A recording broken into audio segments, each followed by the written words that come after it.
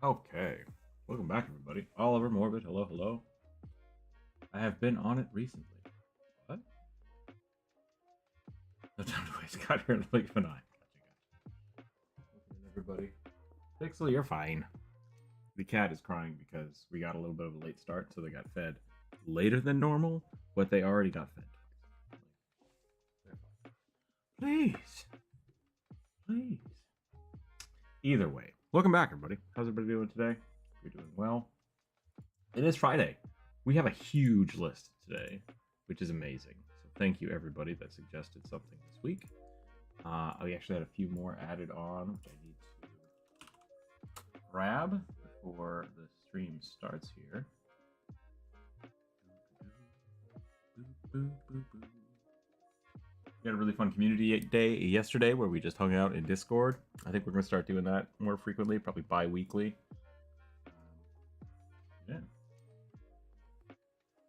Show me them comments, please.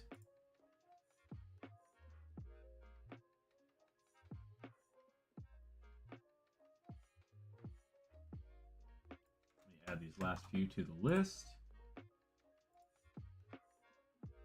Then we'll get into drawing. We're going to draw some fun stuff today, I hope. Ooh, so many suggestions. It's so good. Durgar Paladin. Oh, I do that one. I actually do that one already. Okay, so we're good. We're caught up. That's all of them. Okay, let's get into it. I am going to, as normal, start by drawing a rugby, just to warm up. Get my drawing feet back beneath me. And we're going to go from there. Is your friend joining us? I don't know. Hopefully. Hopefully we'll have some people jump in. If not, that's all right. We can handle it. We'll see. Live stream's up and running. Let me put that there. I'm going to grab this so I can see you all. Wonderful participants. We don't have a good name for people that watch my channel. I don't know if we need one. I guess Jacksepticeye doesn't have coffee beans. But viewers, Dungeons and Dragon friends, party members, that could be good. That sounds a little weird though. Also, let's get a rugby drawn. Let's get a rugby drawn before we get too far into the day.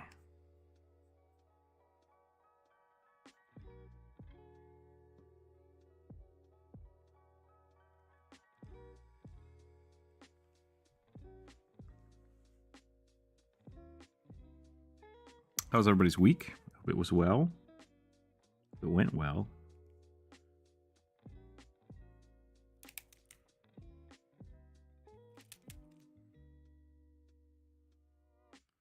Everybody voted on the wizard rugby, so I think we'll draw a wizard rugby today.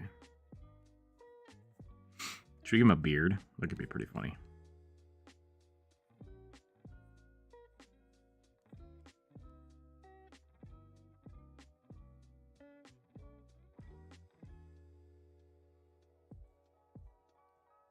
I'd like to break my own rule and talk about Lord of the Rings a little bit today. I think it's really weird that when Gandalf comes back as Gandalf the White, they totally think it's Saruman. Like, do they not know what Gandalf looks like? Didn't they just spend months with him? Or does he and Saruman look exactly the same? It's really weird. Really weird to me.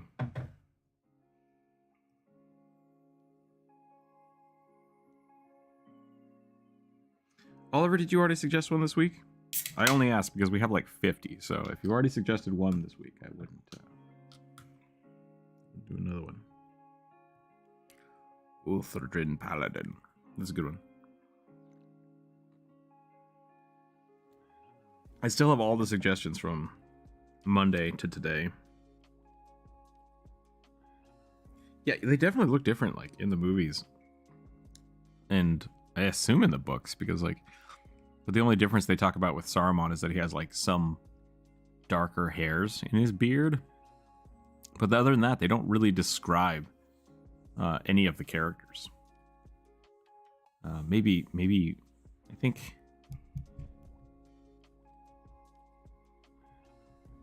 I guess Legolas and Aragorn get a pretty good description. Maybe the hobbits too. I don't know. I've already suggested that one, so I guess I'm gonna leave it. Okay, yeah, then I probably already have it on the list. So no worries. If you suggested something on Monday on the community post or on the short, I have it. I have it. And then this afternoon, what I'll probably do is I'll probably turn off that YouTube short. I'll just put it to private, and then I'll put another one up next week. Maybe we can get more people in. Because I don't want people to accidentally put more suggestions on that video.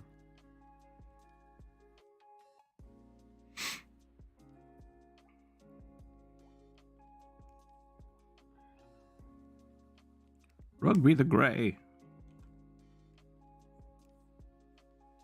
Okay, if that's fan art, I can't do that. I've changed my mind.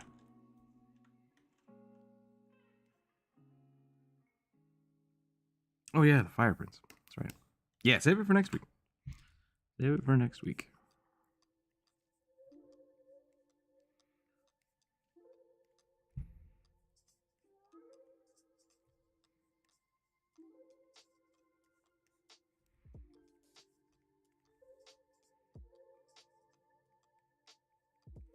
Thanks again for everybody that hung out yesterday during the community day. That was a lot of fun. Just hung out in the Discord.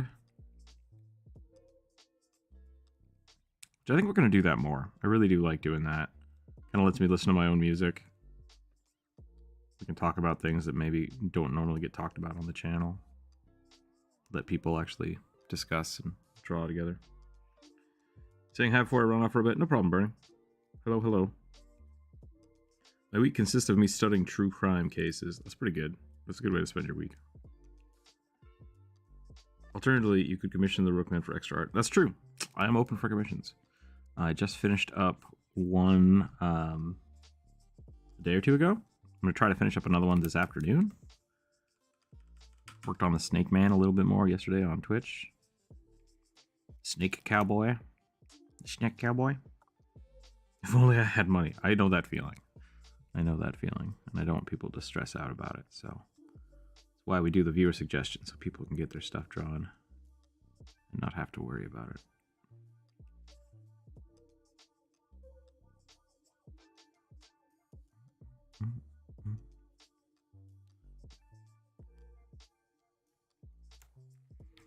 Draw a hat. I'll probably only do probably try to finish this up because I really want to start in on some of these suggestions. There's a lot of them. There is a lot of them.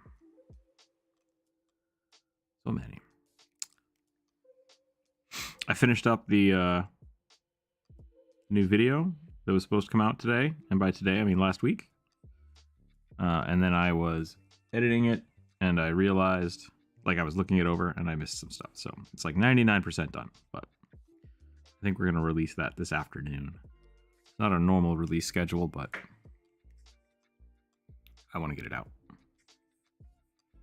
We released a lot of stuff this week, or this month, but we didn't get a video out this month, so I want to do that. And then we'll probably have to... I haven't finished up the coloring book page this week either, so that's another thing we should do tonight. We got some work to do today. That's okay.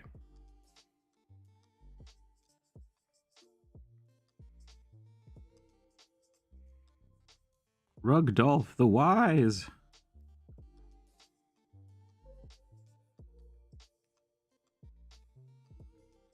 I kind of love this. I kind of want to turn this into a sticker. Maybe that'll be the sticker for this month.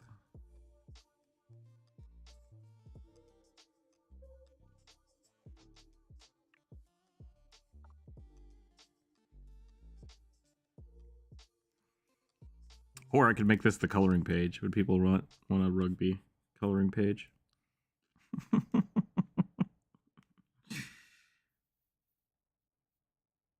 You're doing every class rugby. We haven't done that in a while. We could eventually get there, though. A lot of the little emotes are, we got Wizard Rugby and Barbarian Rugby. We could redraw them. It's been a while. It has been a long while, so. Eventually, yeah, we've done all of them, but it has been a time. Okay, that I think is a good rugby start.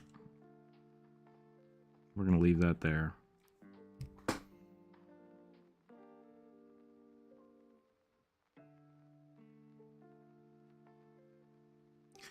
Ilthurid. Ilthurid? I know that word, but I can't place what it is.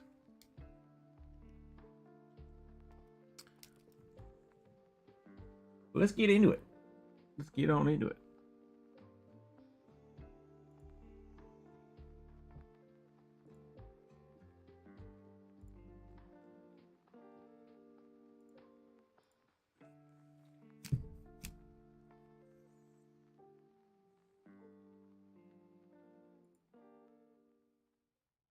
What is happening here? Hold on a second. Uno momento.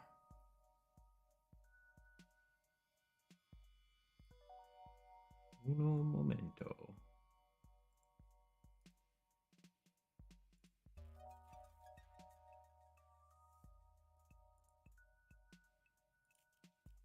Oh, I understand now. I understand what's happening. Okay, we're good.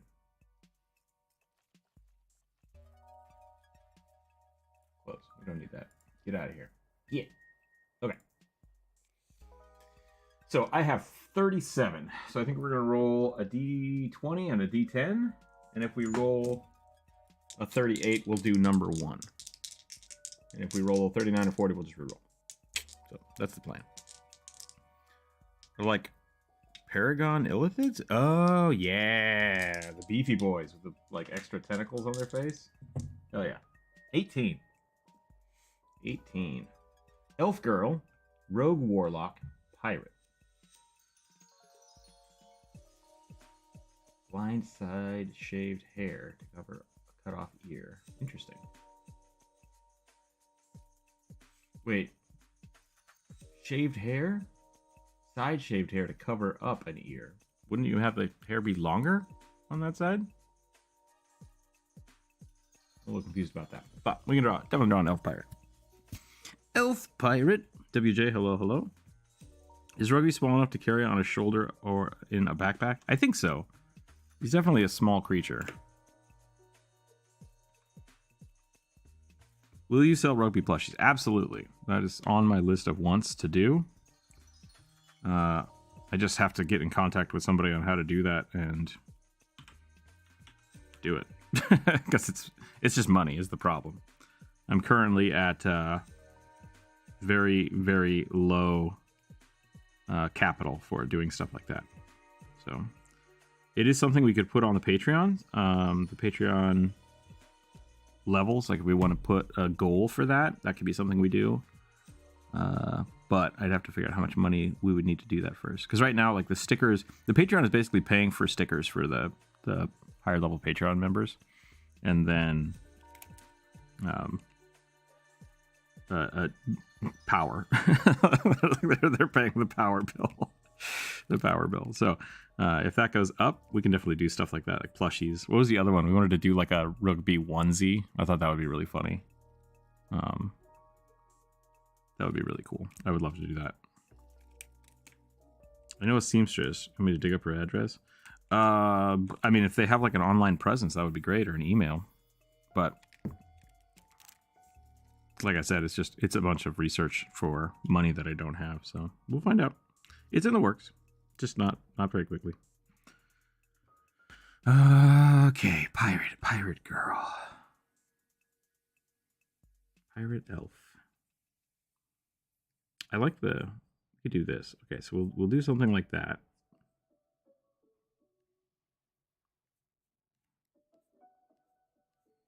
I guess it could also be something where we do like an order for. If we find somebody that can make them. I guess you could do like a Kickstarter for it. The rugby plushies.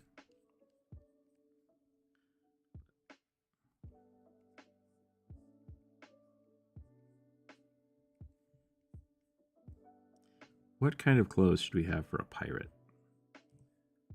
Pirate warlock.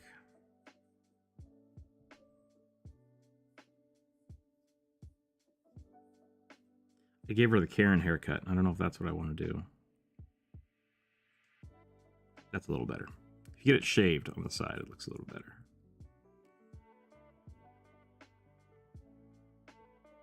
Saruman fact. Christopher Lee, the actor, was stabbed. Yep.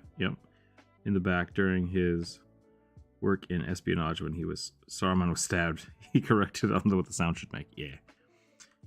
Christopher Lee was a badass.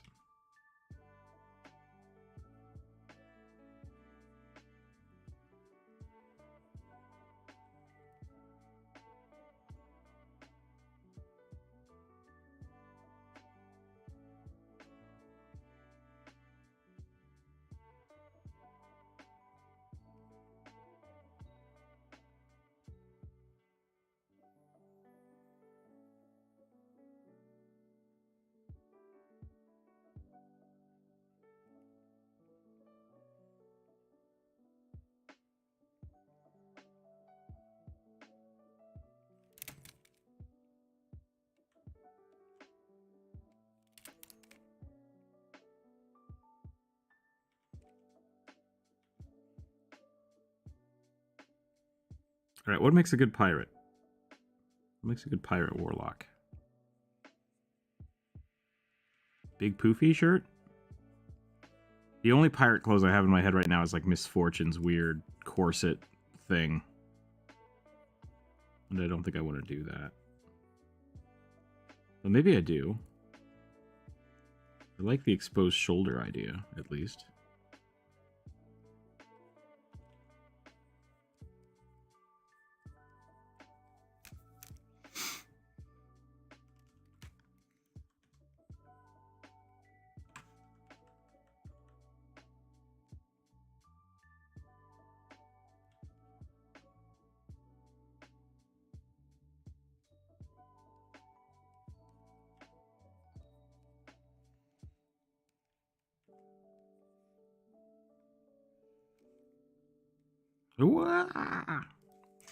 I have never been stabbed, which I'm very happy about. But I've been pseudo stabbed, and that's not fun. So yeah, getting stabbed, not a great idea.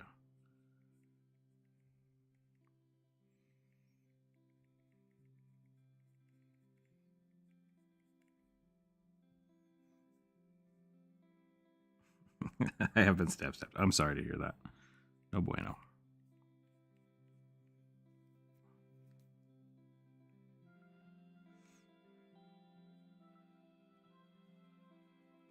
Sorry, I chuckled there. I once had a lady tell me that she was going to have a seizure if the kid behind her in the restaurant didn't stop screaming. And I just did the exact same chuckle I did to you there. I was like oof. Because I thought she was being hyperbolic. She was not being hyperbolic. She was very mad. She was very, very mad at me, and I felt terrible about it. So, I do apologize for my nervous chuckle. But I hope you are okay, and that you survived it quite well. It could be not great. I had a couple of forks sticking out of my appendages at different times in my past. Ooh. I've had some misdeed with staplers. I knew a kid that would do that in class for fun. Just like whap himself with a stapler. It's like, what are you doing? He's like, oh, you're an idiot. I haven't checked in on him in a couple of years. I should probably do that.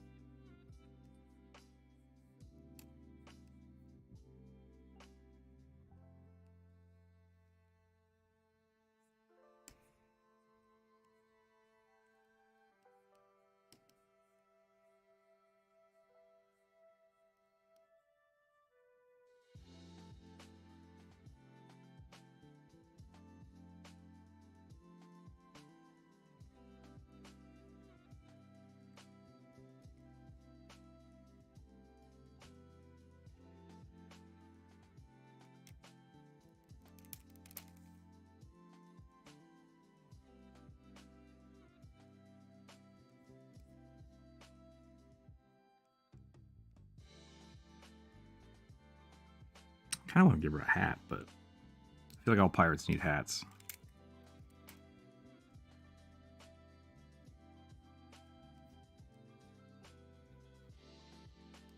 This is feeling very much like more... that's not bad. I like that. All right, we're going to go with that. Give her big old gloves. Is this just misfortune? Did I just do misfortune? I feel like it's pretty close.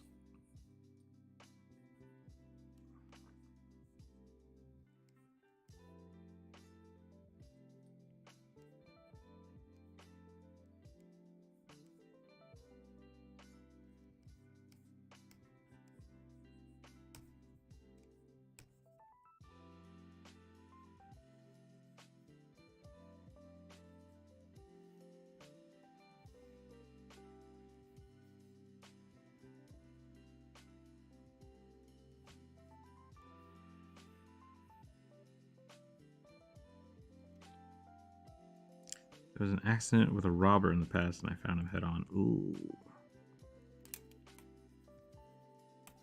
I'm sorry you had to go through that. That's rough.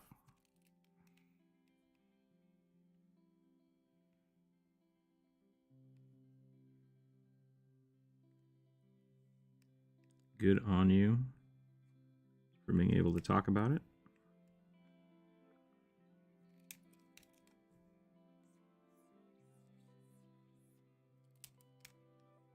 And I am glad that you have moved past it. I hope you've moved past it. Trauma sucks. It comes in different ways. Sometimes quite physical and sometimes not.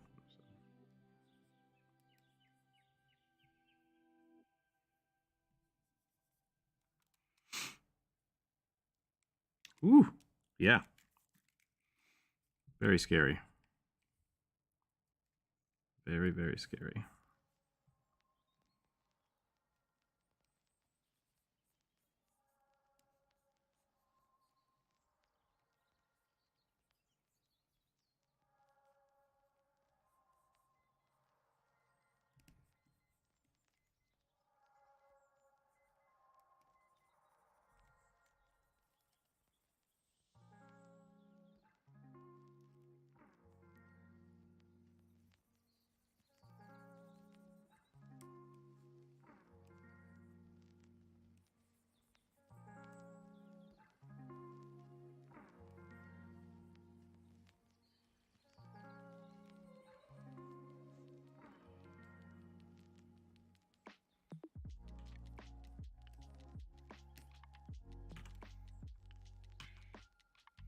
Do you think you could wear a dress on a ship? I feel like if you're a pirate, you gotta have pants. Like you just gotta have pants.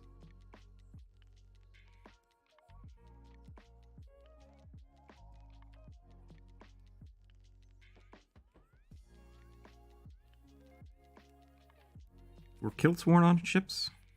It feels very cold.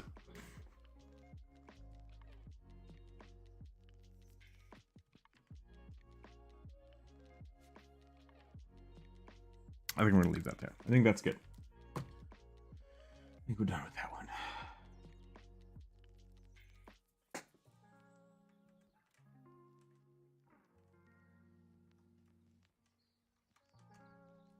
On the poop.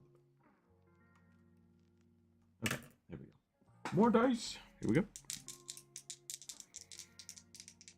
You believe the floor of the clothes were bad luck. No skirts, dresses, kilts, or robes. Interesting. 12. An Asimar, Githrael, Gloomstalker, a Goomba Stalker, Gloomstalker Ranger. Nice.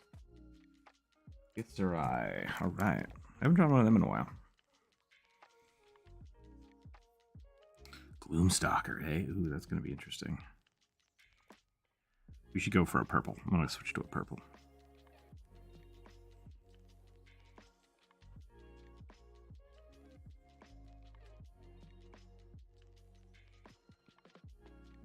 Remember the campaign with the Master Bard Warlock? They needed a dungeon. Design a dungeon for the villain. We talked about that a little yesterday, didn't we? Or Wednesday? You just got to define what kind of dungeon you want to do. Grab an old crossword puzzle and go to town.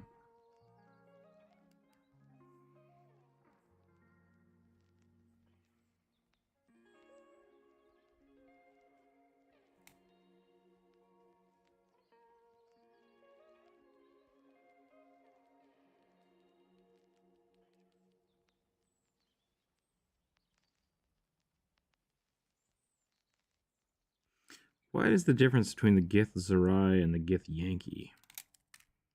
Are they different races, or are they just different variants of the same... Like, are they from the same plane?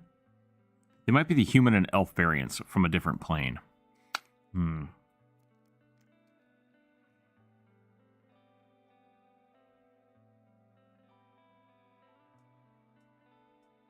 That was the elemental dungeon. Well, I mean, it's the same thing, though. Like, I think designing the dungeon is the same. I evidently went backwards in stream. Oh, like you rewound it? Click that live button.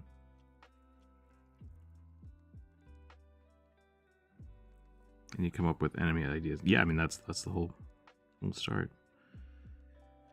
Not quite traditional in character sheet design. I do pen and paper, which is good. I like that. I found the best way to do spells, flashcards, take them out with you, switch them out for new ones in perfect piezo size. Well, perfect size also. I don't know why I read piezo. That was weird. Yeah, they did that for 4th edition, I believe, as well. They made a whole bunch of like class decks. So it was decks of cards that just had all the spells. And so you could just take them out and like basically grab your spell cards and action abilities and stuff. It was kind of neat. It's kind of neat. I liked having that.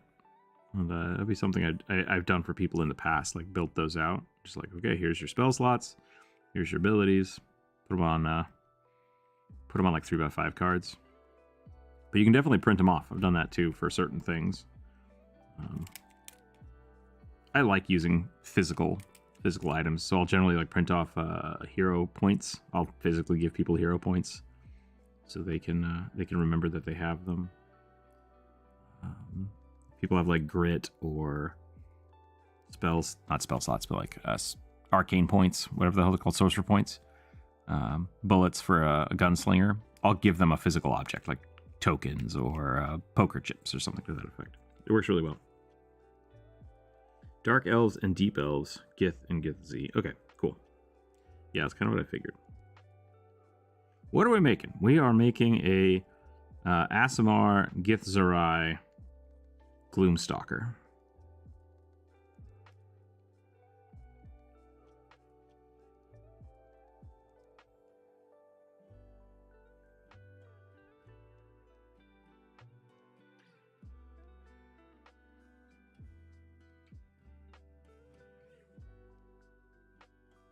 Elven hair, hello, hello. Nope, you haven't missed much at all. We have a rule that is phones off at the table unless necessary texting, so we don't have digital character sheets. Oh, interesting.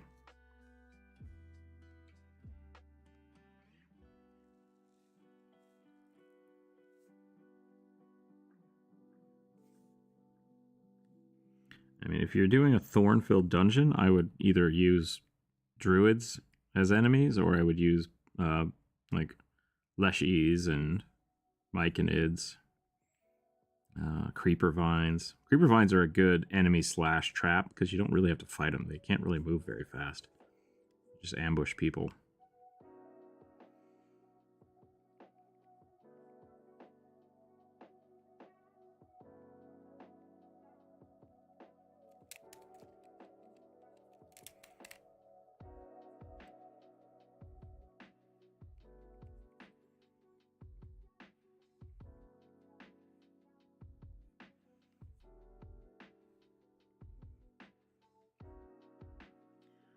Gloomstalkers, do they get ranged things passively? Or can you be like could you be just a regular like knife rogue as a Gloomstalker?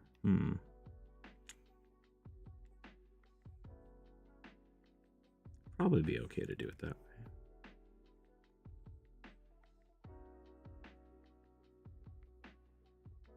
Bow definitely has the advantage, though.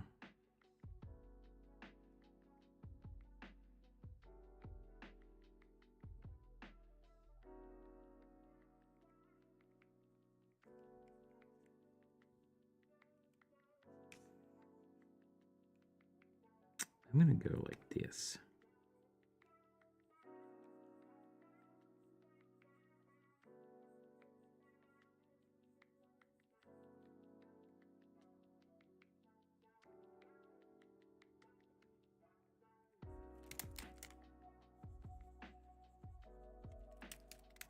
Big old poof.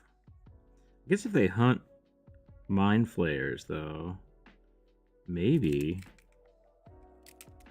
we should give them like a mind flayer skull. That could be interesting.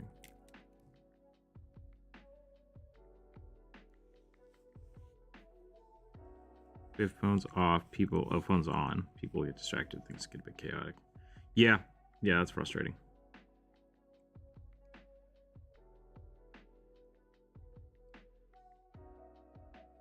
Druids like in Thorns, and then whatever the third one is seems pretty good, but I need some enemies that fit the theater part.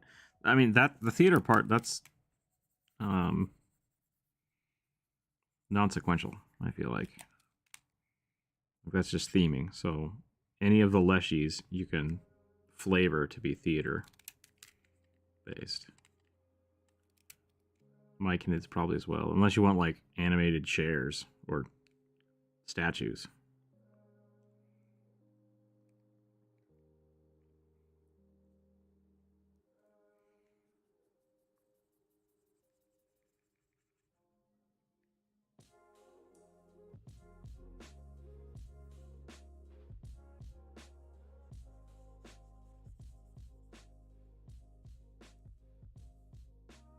Yeah, they're basically elves, but what if escaped space unpaid employees?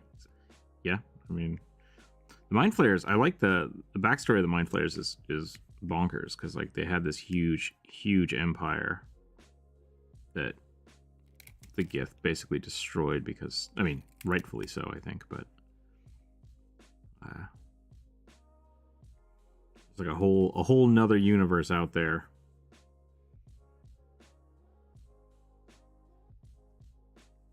Post-apocalyptic illithid stuff.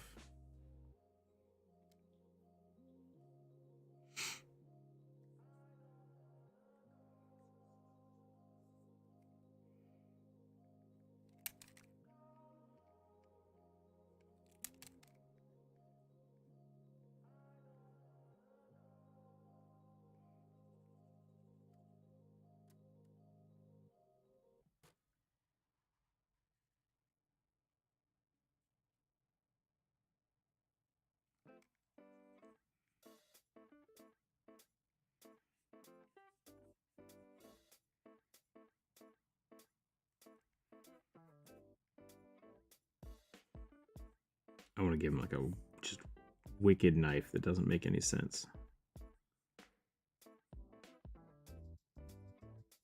It's a calamari knife. I wish there was more stuff published with the Gith, like Grand Adventure, or perhaps Mend the Rift between the two races. There's a lot, I think. There's quite a bunch.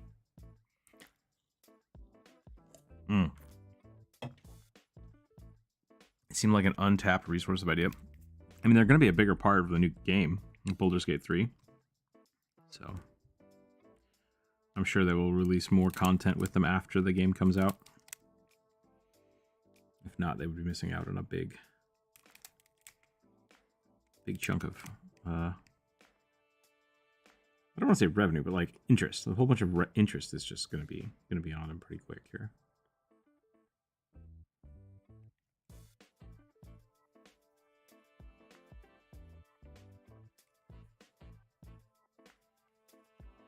People already have like a huge hard-on for psionic abilities, so we'll see what they do.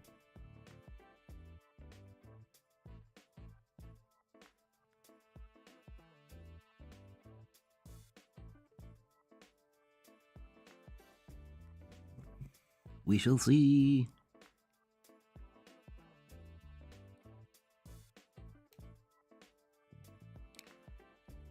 Lauren, I don't want to just build your campaigns for you. I mean, it sounds like you already have your plans out. If you have theater people, make theater people, you know? You might just want to hit up like a NPC generator to get the names and stuff, and then just work out what races would be important and make sense for your story. Like, should there be dwarves? Should there be elves in your theater? I don't know, maybe throw an automaton or a puppet in there. But it sounds like you already have quite a bit of it planned out. So I'm not sure what you need us to do besides just yell names at you.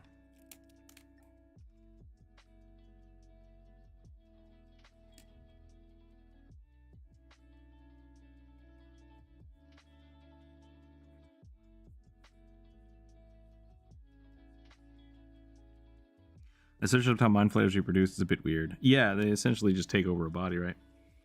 They take captive a host and certain illithid tadpole into the brain of the host. The tadpole takes over the brain and becomes a squid man. Yep. Mystic classes could have worked out. There's a few in Pathfinder that work out pretty well. The thing about like the psionic abilities for the most part is it's just everybody is a sorcerer, and that's not interesting. So they're either a sorcerer or they're just someone with a weird magical cantrip they can use all the time.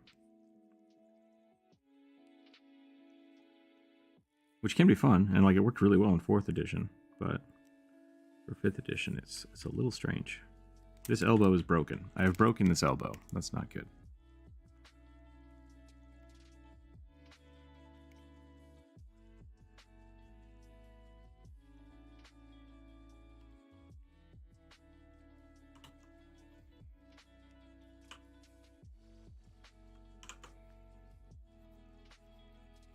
It was effectively the spellcaster psionic equivalent of a monk in 5e. Yeah, it's a little weird.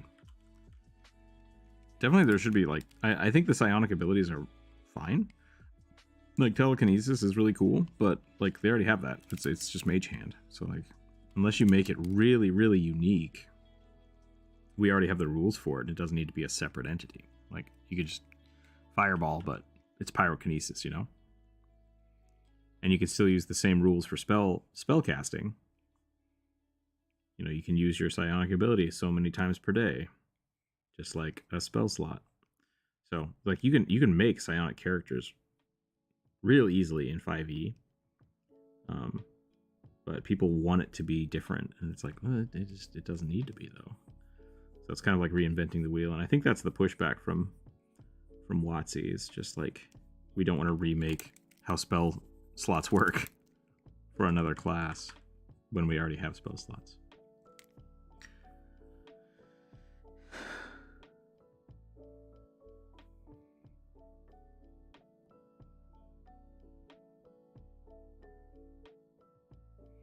The idea of picking a specific focus for your ability sounds cool. Yeah, and that's how like the thaumaturge works for Pathfinder, which I think is pretty neat. But it's also just, you know, it's also just a spell focus, which is a wizard. So yeah, I don't know. Maybe that's what we should do someday. We should do like a how to make a psychic, because there's like 4 or 5 different ways to do it. I'm struggling with body proportions today. I don't know what's up.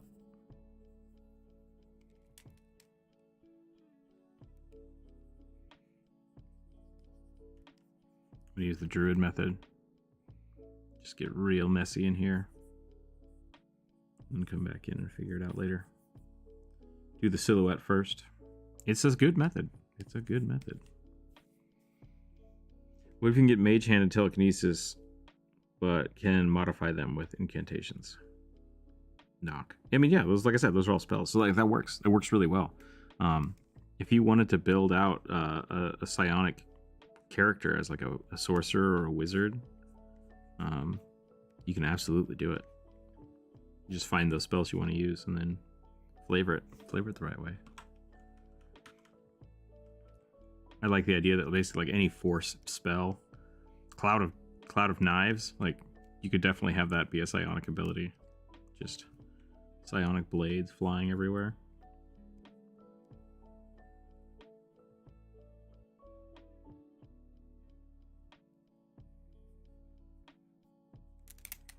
be super cool.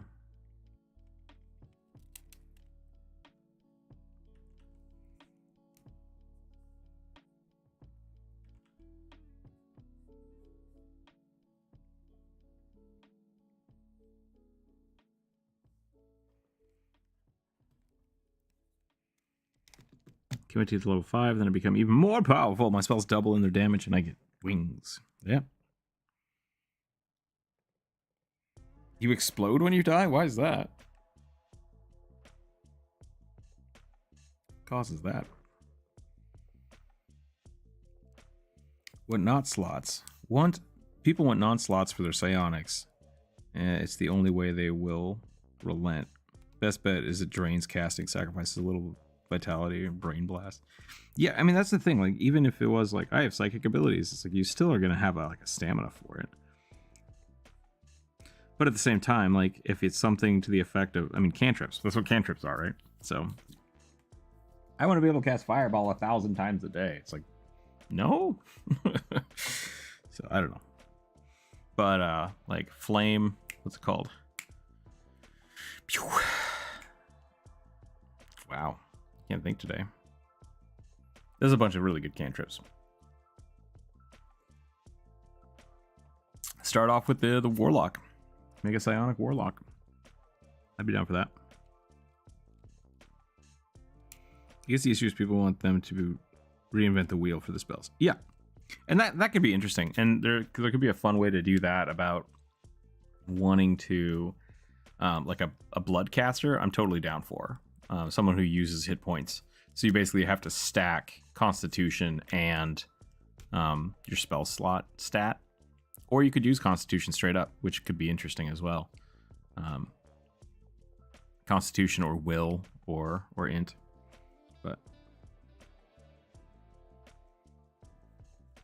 deal I signed with an otherworldly deity. It only works once during long rest, but yeah, I can get another chance at life just by dying. So you have like a Phoenix Blast. That's kind of cool.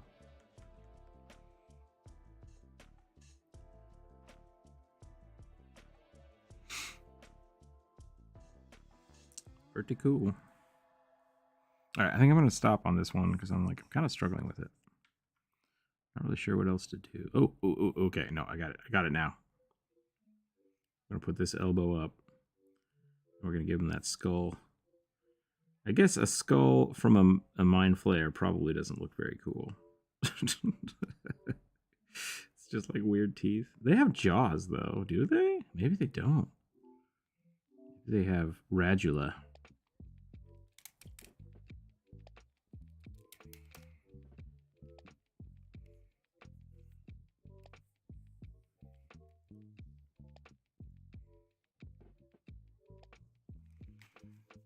Regeneration permanency equals Deadpool. I mean, kind of. Yeah, you could do it that way. Regeneration is super powerful, but also it's not that bad. I've had a few characters with regeneration. It's pretty great. It's a lot of fun. Works really well if you don't want to have a healer in the party. But for most situations, like combat doesn't usually last more than 10 hit points or 10 hit points, 10 rounds. Like 10 rounds is a really long combat. And so at that point, like the best regeneration in the game is like an extra 100 hit points, which is one big heal spell, like one really big heal spell. So regeneration at the end of the day is essentially like a level 7 spell added to combat once. Not a level 7 spell, which is the big cleric spell that heals everybody for like a shit ton. I can't remember what it's called. Illiths have beaks. They have beaks? Like, I guess that would make sense if they got little squid mouths, right?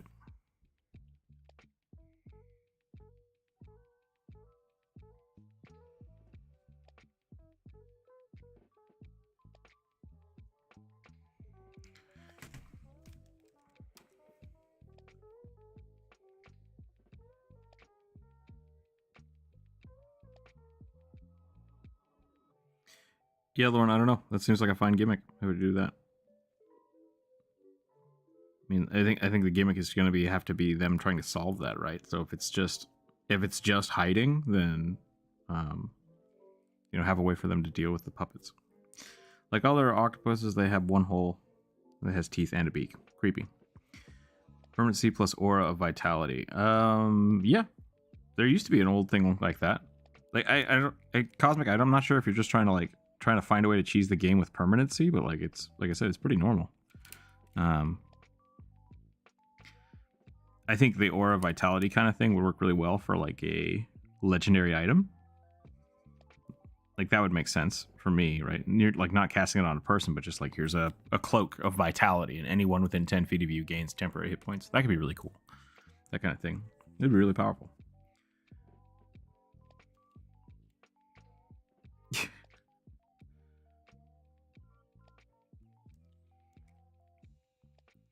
Regeneration isn't super fast, but having like having fast healing, something that gives you fast healing, is pretty good. And more, yeah, it was regeneration and permanency. I've never had a campaign past level 11th. Yeah, I think 12 or 13 was the highest I ever went.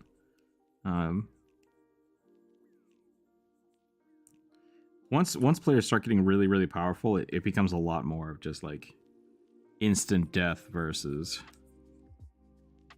who's got the better initiative. So tend to not play very high campaigns because it feels more fun to be a little riskier. At a certain point, everybody can cast revive, and so death has less meaning, and everyone has so much money that it's just like, oh, whatever, 500 gold, who cares? So I like higher stakes. All right, I'm done with this one. I'm gonna roll the dice again. 13. A barbarian monk human flavored via symbiote like venom. We did a few of these back in the day. What did we use for that though? I think there's a class that someone built for it.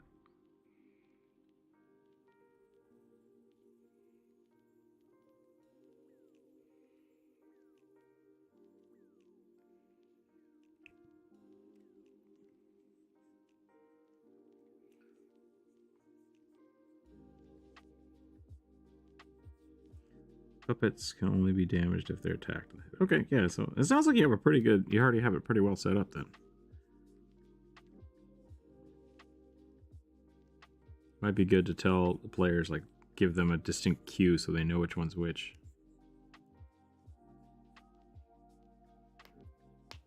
Ten plus is when you start fighting rival parties, kind of like how CR did Lucifer. Yeah, I think so. I think that's a good way to do it. Generally around level 5, I'll start having the players fight people with other player levels instead of just monsters. There's a lot of really good NPC books out there for NPC ideas of like other parties, not just like I'm a shopkeep, but like there's a whole group of necromancers at different levels. I think those are the Fiend folios. That might not be right. Pathfinder has a couple of them that I really like. Let's see if I can see them.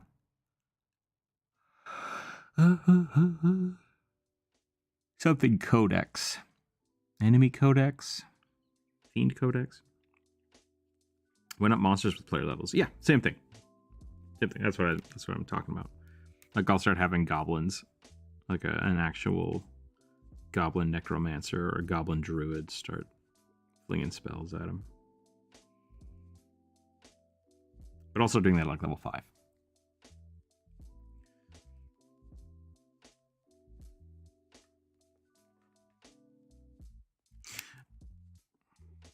I feel like we're getting into the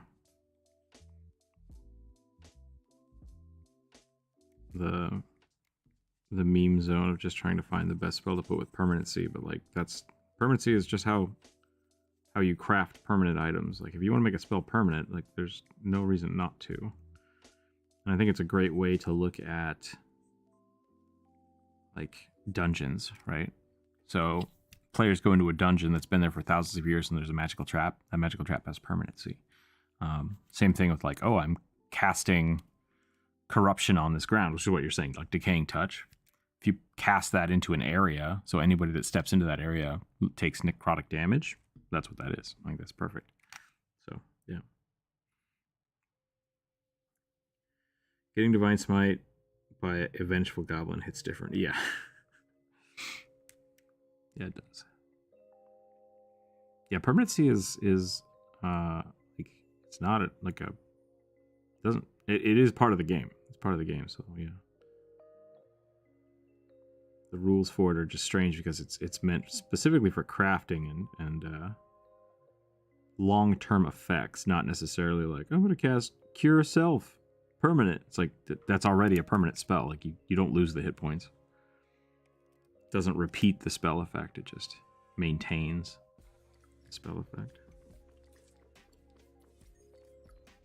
Yeah, I mean, it sounds like a curse, right? Permanent decaying touch, so that you. But once again, that's casting the spell over and over and over again. Versus just like an aura, or I guess yeah, you could do that as a curse. That'd be a pretty mean curse.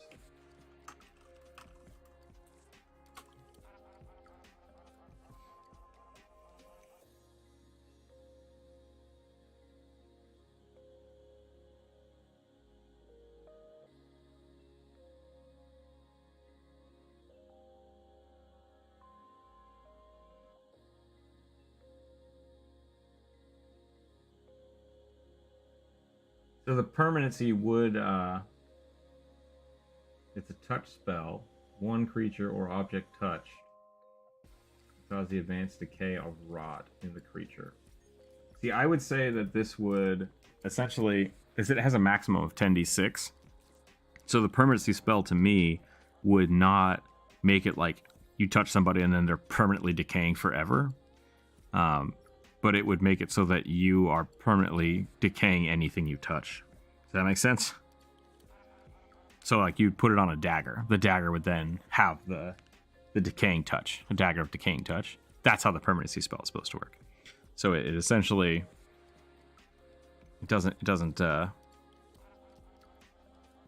it permanences the touch effect, not the ability of the spell.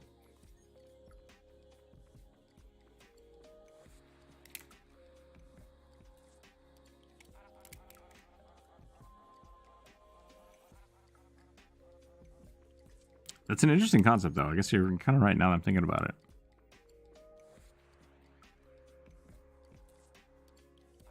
Just like, if you cast flame on something, it then burns permanently. And that's how you make like an ever-burning torch.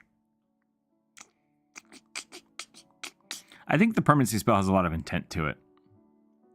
So, yeah, maybe you'd have to look at it a different way. Thinking of like a death character. Yeah, I think so. I think that would be a good way to do it.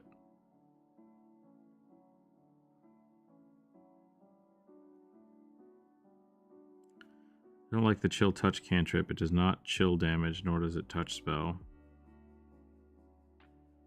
Don't you reach out with like a ghostly hand and grab them? I thought it did do frost damage. It used to do frost damage. Hello. Welcome in. Similar to how death touches, they die. Yeah.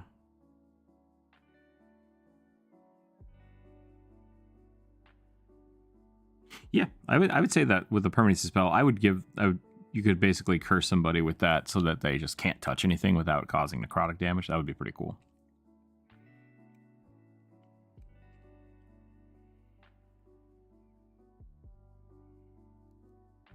What's up, Bernie? How you doing? I'm doing all right. Right. Okay, I gotta turn this guy into Venom somehow.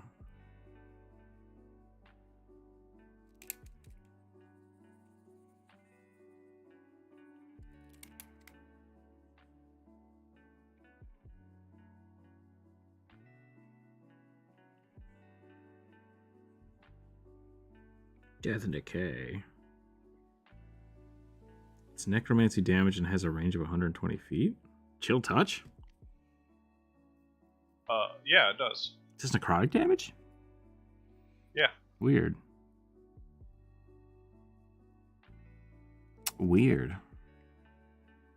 I think it has bonus effects against undead too. Because there's Burning Hands. That's also not a touch spell. Or is it? Shoot. No, Burning Hands isn't. It's a cone, isn't it? It's yeah, it's a cone.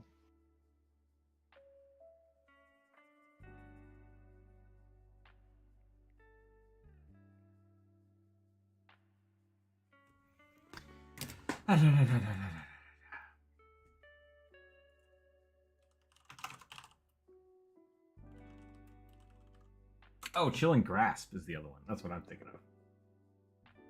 Yeah. There's also Frostbite, which deals cold damage at a range. Mm-hmm.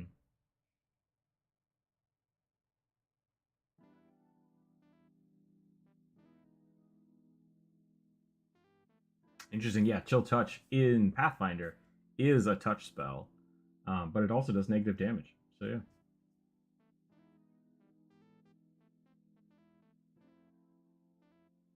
Saps the heat away from you.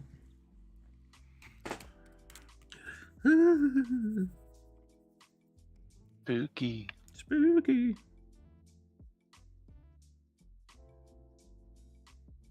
What happened to YouTube? Did they remove one of your chats or something?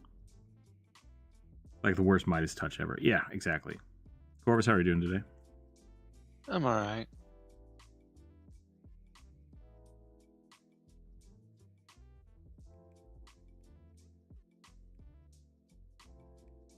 You guys will be glad to hear that the video is done-ish.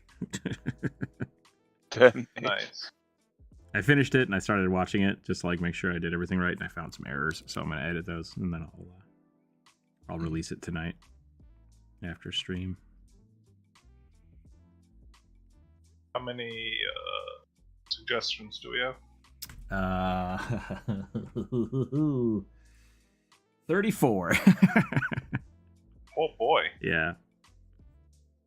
I made a YouTube short this week asking people for suggestions, and that might have been a bad idea. I don't think that's a bad idea. I mean, more suggestions means more options. Yeah, that's true. That's true. That's a sign of growth, right? Mm-hmm. So that's a good problem to have.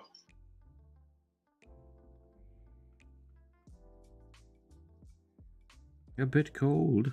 Just a little bit frosty. Yeah, Morbid, it's a good idea. I like it. I had a friend do something similar. Where he basically, his flaw, he wanted to give his character like a necrotic plague. But it only affected gnomes for some reason. Which was really funny because like we'd just forgotten about it. And none of the players were gnomes. But then eventually I ran into a gnome. They ran into a gnome NPC and I'd forgotten. And long story short, started a plague in that town. And that was pretty funny.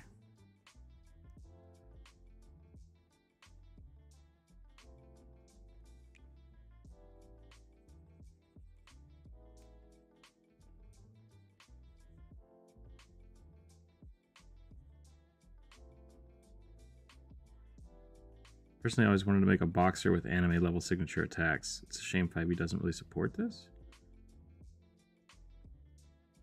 Like One Punch Man? Is that what you're talking about? What do you mean? What do you mean anime level signature attacks? Just like too powerful? Like Falcon Punch. Falcon Punch? Yeah, because like I think there's a Hadouken in there somewhere. One of the monks builds has a Hadouken. Yeah. You can also do like the avatar stuff, so that kind of builds in there too.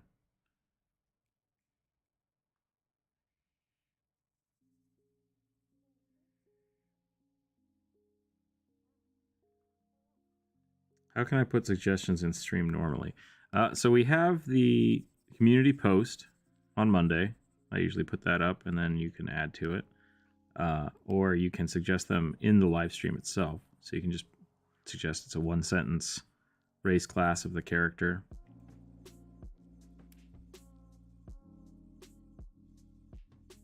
And then we just do one a week, and that's it. Post it in the live stream, post it on the community page, post it on the YouTube shorts. Where do you put the community posts? The community posts are on the community tab on YouTube. If you guys don't see those, when you're on the YouTube loading page, you can click on the community tab and it'll show you all the posts that we put up. Which I'm realizing now people don't look at that. People don't know that exists. Partially because I didn't know it existed.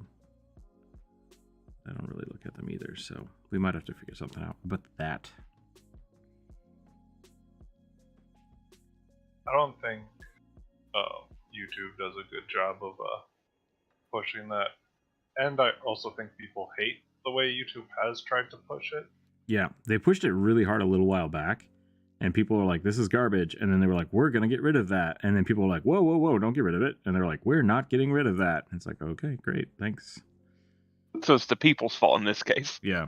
Well, no, YouTube isn't supporting it well, but the people that are using it like using it.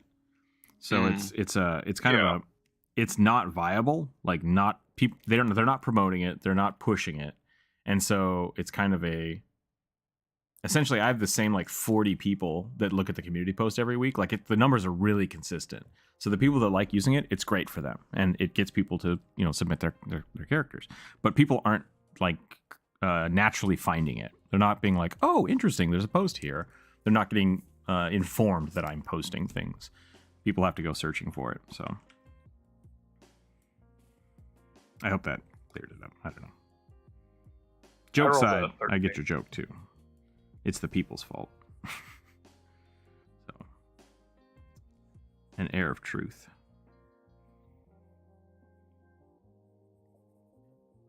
But YouTube also hot garbage. Oh, I'm not trying to completely expunge their issues. Yeah. I thought that was just a given. Right. Yeah. We should just take it as a given.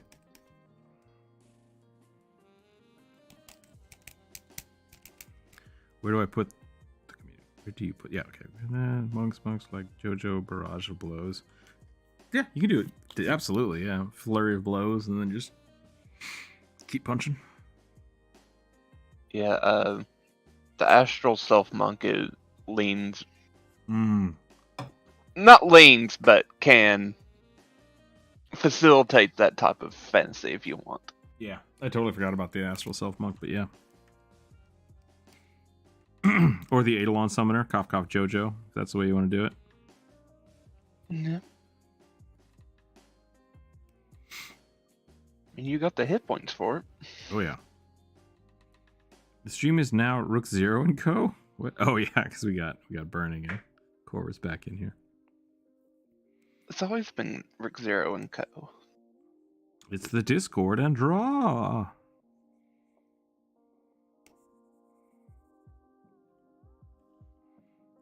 what? I rolled a 13. A 13, you say? Yeah. Brain Coral Copaxi? I assume that's some kind of fish. It says Copaxi Soul Knife. I'm gonna look that up. Yeah, how do you spell that? If you want to write that out in the Discord or something. That might be a Starfinder race. I think it might just be a sea critter. It's literally just coral. I don't know how you'd want to do that. So that one might need a little more explanation. That one might be too small. Because a brain coral, except it's not quite right. Let's look it up. Because there's a star. Yeah. But there is a Starfinder race that is like sentient coral. That could be a way of doing it. Yeah, Copaxi. Okay, cool. That's the name of it. Here, I'll post it in the voice channel cat. We're gonna get in the complicated ones today. So it's kind of like I guess you could think of them like Gorn, but made of coral. Coral Gorn. Yeah, with like a hive mentality, because it's like a colony of coral that's kind of just gains sentience and just walks around. Looking more for like a smite punch. I mean, you could just be a brawler, brawler paladin. I've let people do that before. I even give last night in my game. I gave them a essentially what is a ring of smite. So anytime they land a blow, they can then use smite. Like I think once or twice a day. I like that. Maybe like you that could function. convince your DM like, hey, my gauntlets are weapons. Yep. They count. Absolutely. Gauntlets of smiting? That's an item I have to make now.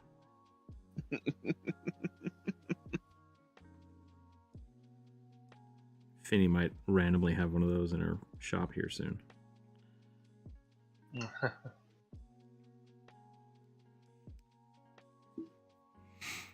What was the class for this? Soul Knife. Soul Knight. Okay. This is Rogue, right? Soul Knife Rogue. Yep. Okay, there. I think I'm done with this one.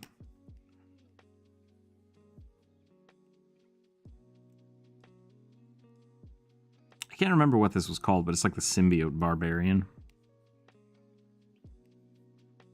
It might not be real.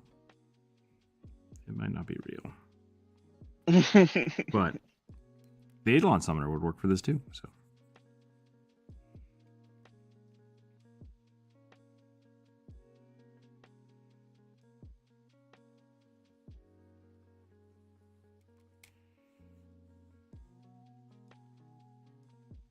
A hive mind? Can you put permanency on another Preston?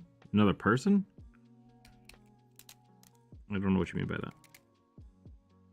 I brought up this before. Only way that working raw is if I multiclass into an armor artificer.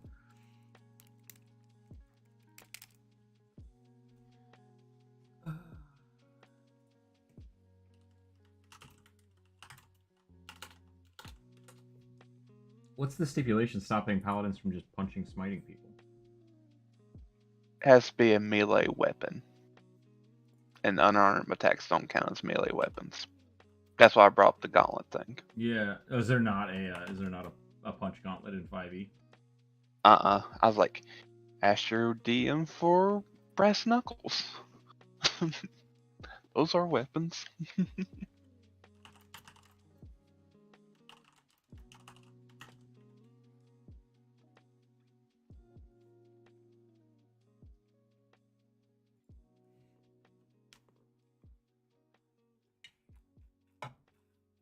What is it?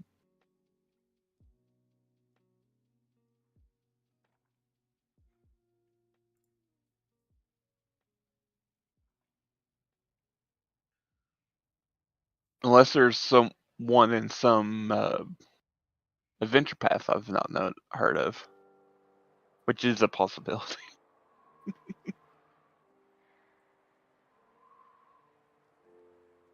Apparently Jeremy Crawford talked about this. Aha! Apparently that is an updated thing in Volo's guide. What is it? You can use natural attacks for smite now. Oh, According to so Crawford. okay.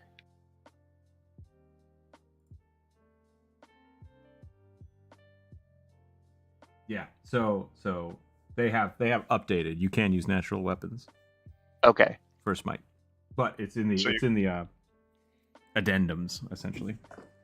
Okay. Stuff that some people just don't ever look at. Yeah. Specifically, like dealing with like Leonids and stuff, because there's enough classes that have natural attacks that they wanted to extend that. Fire gauntlets would be cool. Yep. Smiting with a Minotaur's horns. Can you cast permanency on another person? Yeah.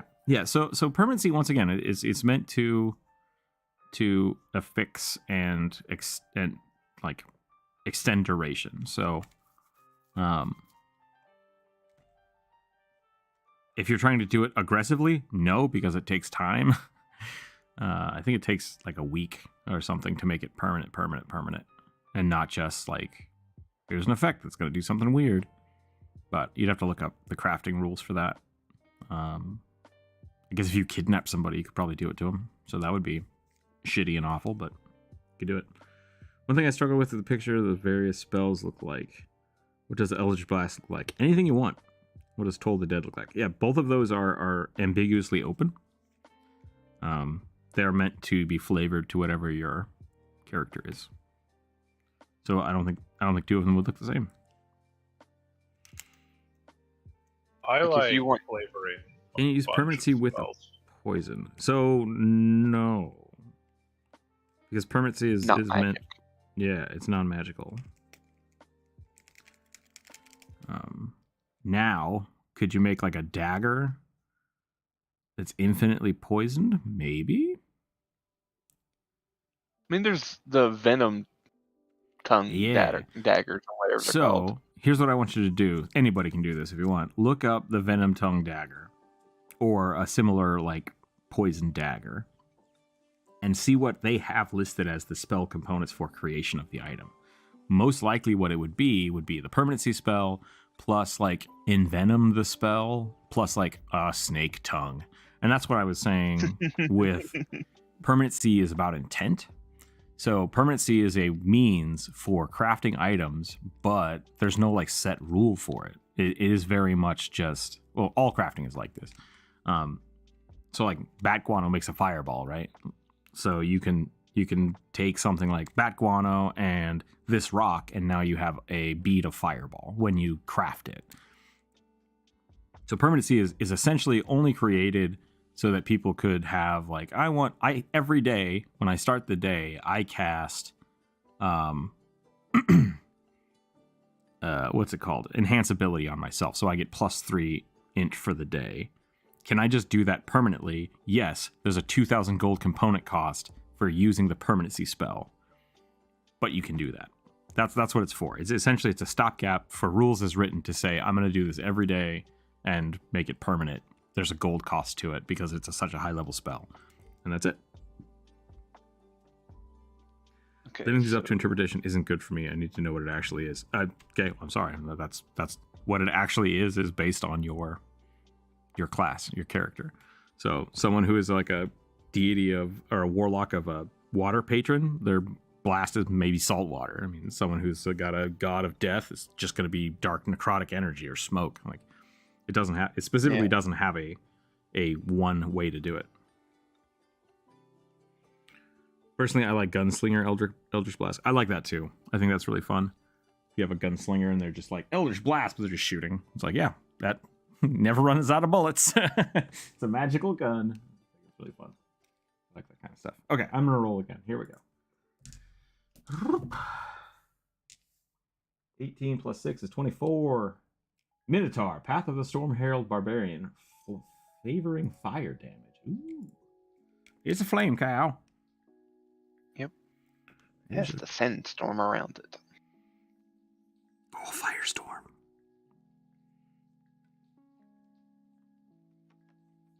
So apparently in first edition, what you needed to craft the Dagger of Venom was you needed to craft magic armor and weapons, feet. Yep. And the spell poison. Okay, there you go. So yes, you can make the spell poison permanent. That's a thing you can do, apparently. And like, but what does the spell poison do? Yeah, 5,000 gold. That's for the permanency spell.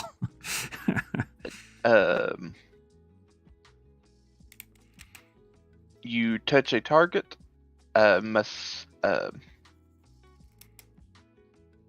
make a fortitude save. And if they fail, they take 1d3 constitution damage per round for 6 rounds. Yeah. There you go. So yeah, there you go. Permanency would make that into a dagger. Yep. Cast that spell permanently on a dagger. What would a permanent fire hands on fireball look like? I'm not trying to be mimmy here. Just curious. They just like a trap. This is what they would look like. You have a statue that when someone walks in front of it, it shoots them with a fireball. How would your characters learn a common spell? Perhaps you tear a hole in reality and tiny unicorn trample your target? Yeah. Yeah, I like that. I like that for Eldritch Blast. Just tons of little unicorns. Like, they talked about this in Tasha's. It's like, and the art they showed for it was a halfling casting magic missile, and the magic missile was taking the form of flocking chickens. Yeah. Because he was a farmer. I like that a lot. A flamethrower. Yeah, so like if you have like a Elden Ring, right? Like there's just statues that breathe fire. That's burning hands, right? That's burning hands. If it's not if it's not mechanical or chemical, it's just magical. That's how they do it. It's like, I have the burning hand spell. I'm going to spend a shit ton of money to make this statue breathe fire on anybody that comes by. That's the intent.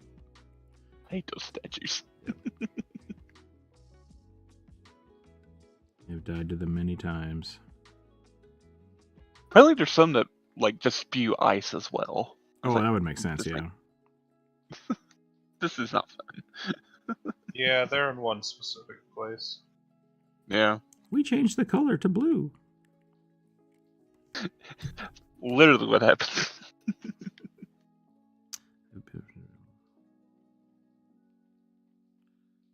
Also frostbite damage. Yep.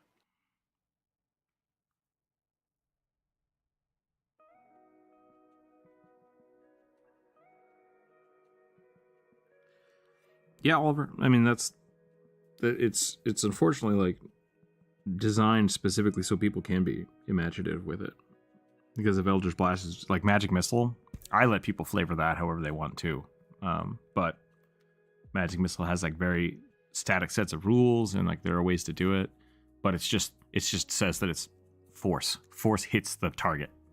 So like there's no real magic descriptions because it's left to let people interpret and say. So like when I do Magic Missile, I just have volleys of scattering light, right? I like that kind of stuff. Like, but I leave that up to the players too. They can come up with that stuff all they want. Because at the end of the day, the flavor doesn't matter. Like the flavor is all about storytelling. Yeah. Like if you really want like some sort of descriptive of it, it really just describes it as a beam of crackling energy. Yeah.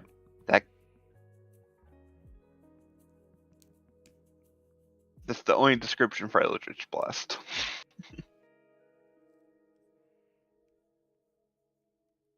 So if you want like Eldritch Blast to be as an energy snake shooting at people, why not? Snakes for days. Snakes for days. I forgot what this was already. I said Fire Cow and I forgot what it actually was. It is a Storm Herald barbarian. Nice, okay. With a sandstorm. Wait, sandstorm? Yeah, so there's three options. Oh. But instead of sand, it's fire. Or it's just heat? Yeah, it's like heat. I like it. So there's sandstorms, thunderstorms, and blizzards. Awesome. That they could... Okay. There's been an ice barbarian this whole time and I haven't played it? Yes. Oh my god. I think it gives you healing. Oh my god. Okay, I have to play a Storm Herald Barbarian next. Let me look Next time I play 5e, that's what I'm doing. I thought I told you this, but I guess I didn't. If I've forgotten this, I'm not in a good way. This is the things I like. Yeah, so it's specifically called Tundra. When you activate, each creature of your choice in the aura gets 2 temporary hit points as ice spirits, blah blah blah. Hot damn. And increases basically by every level. Yep. I've decided next time I play 5e, that's what I'm doing. And that's just baseline. No one can stop me. Like what you get at 3rd level. Now I gotta find that for Pathfinder. I mean, that might be coming out in June, so in the new book, the Elemental book. So. Yeah.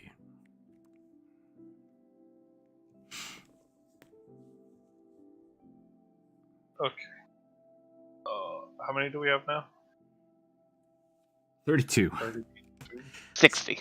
Scribe Wizard is one of the cool subclasses for allowing you to just modify a spell. The new one, D&D Wizard stuff, doubles down on it.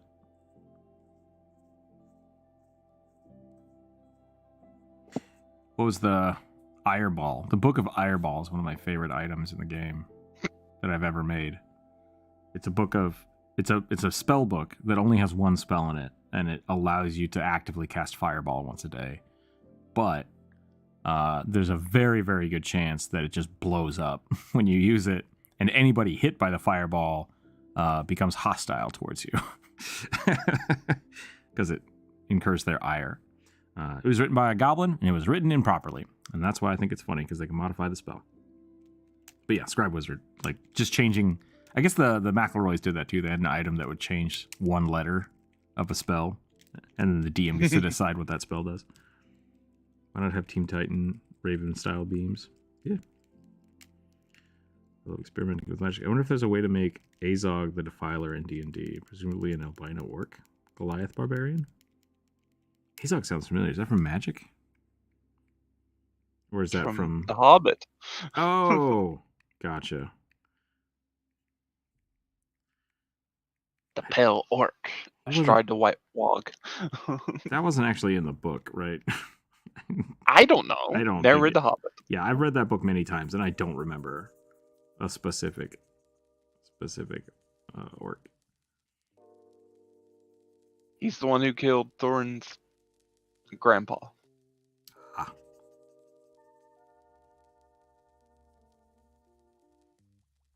You know, the evil dwarf king.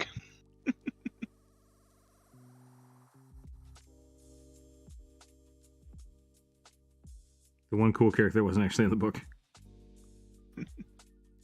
I rolled a 9. 9.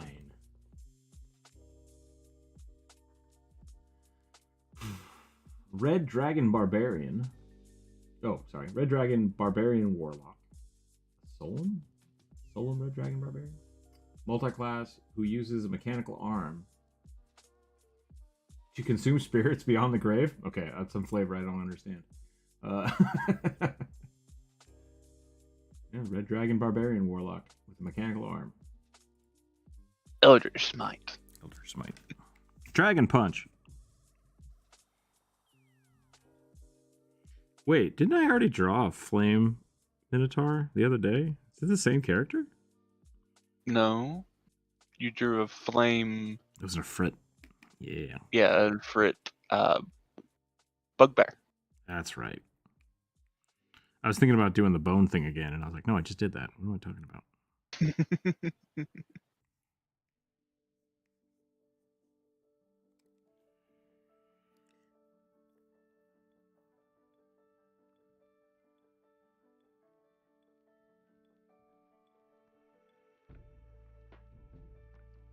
To choose a hand? I don't know. I don't know how that would work. Generally, like I said, it extends the durations of spells, so... There's activated. There's different ways to look at how spells are activated when you craft them like that. Essentially, you're not supposed to use it for touch spells like that. Like, that's not how it's supposed to work. It's supposed to be used on things with durations.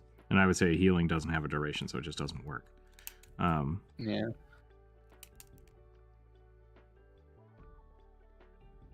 I'm not sure how you would do that. But if you're doing the crafting, there's activated. So, like, you activate it. Permanent, so spells that give you, like, buffs. And triggered, and that's, like, for traps. And each of those have different cost components to go into. Which, once again, like, you don't need the permanency spell, but that's kind of what it's for. Doing it without the cost. So, you just have to look at that. And then it's, like, uses per day. Because the healing spell, like I said, it's not something that has a duration, so it would just be uses, how many times you can use it. And it costs more depending on how many times you want to use it per day. So I don't think a hand is necessarily as important as just, like... you're basically giving yourself a spell-like ability. But so that's not exactly how that permanency spell is supposed to work. Once again, Bracelet of Healing. Perfect. Do that. Uses per day or just uses until consumed.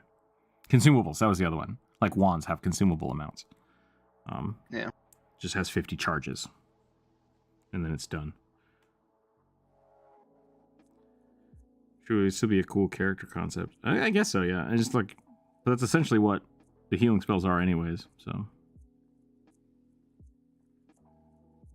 Essentially, they're just trying to make it so they can cast the spell more times per day.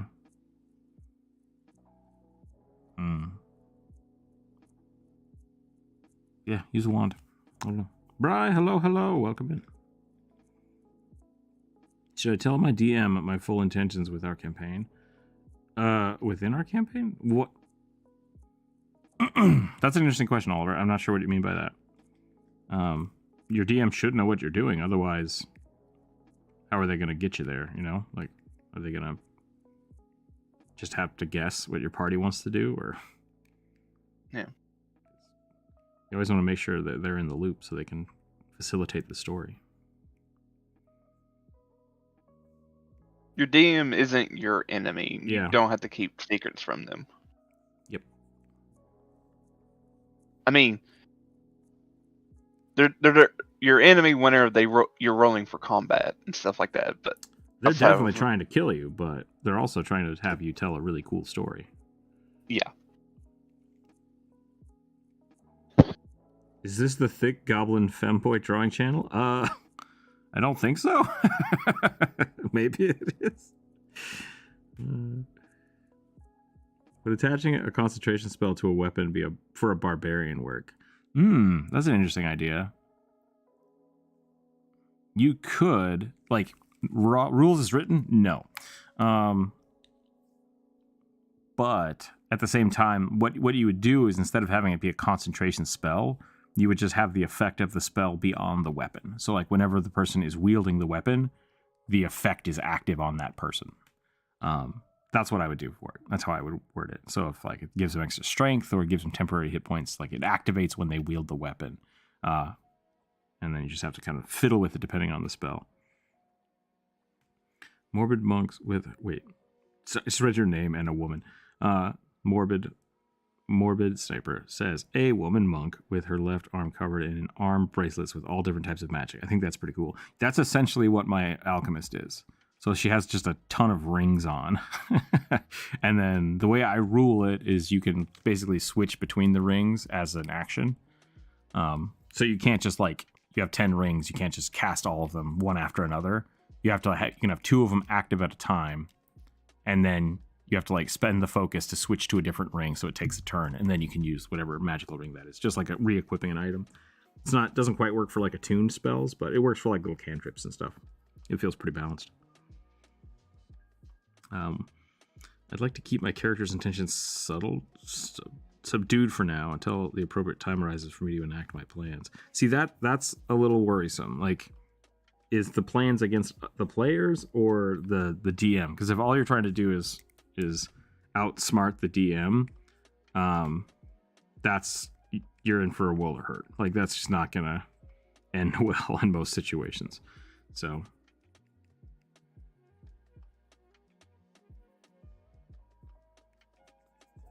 unless you're, like, really good friends with this DM and you know exactly how they're gonna react, I would not hide things from them. Yeah. Like, inside jokes between you and the DM, I think, are fine. But the DM should be setting your character up for success, essentially. So if you have a special thing you want to do with your character, the DM should be able to be like, yeah, we can set up a time when that should be effective, or that should be cool. And we can make that awesome.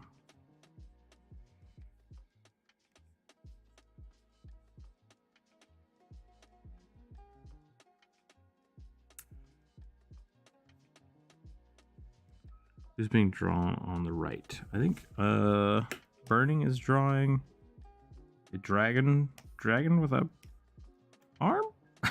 Barbarian? Yeah. Barbarian Warlock. Barbarian Warlock. Why did I only give this Minotaur 3 fingers? I don't know what's happening here. Hold on. Going wild on us? I guess so. The Earth Mother.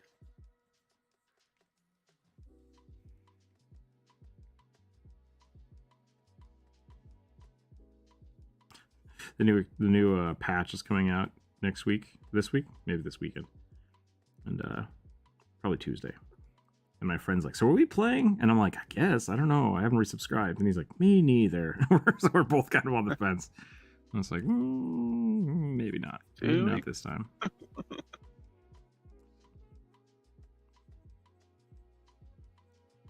right.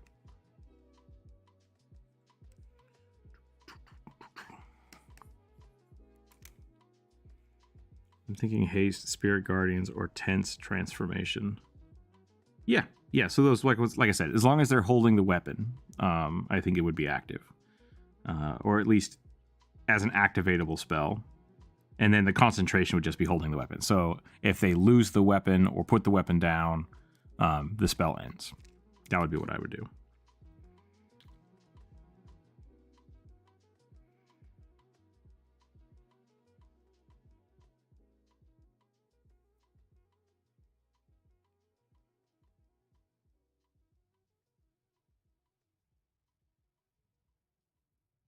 Yeah, Oliver. Like I said, I would always ask. It's just like it's D&D is a collective storytelling thing. So whenever someone has I'm going to add something to the story because it's great. It's like, is it, or are you being selfish? Like, that's the question you have to ask yourself. If it's something cute and funny, like I said, or like an inside joke that everyone will enjoy, then I don't think that's a problem. But I've run into so many times where I'm like, oh, I'm going to do this thing, and I'll just keep that in my back pocket in case I need it.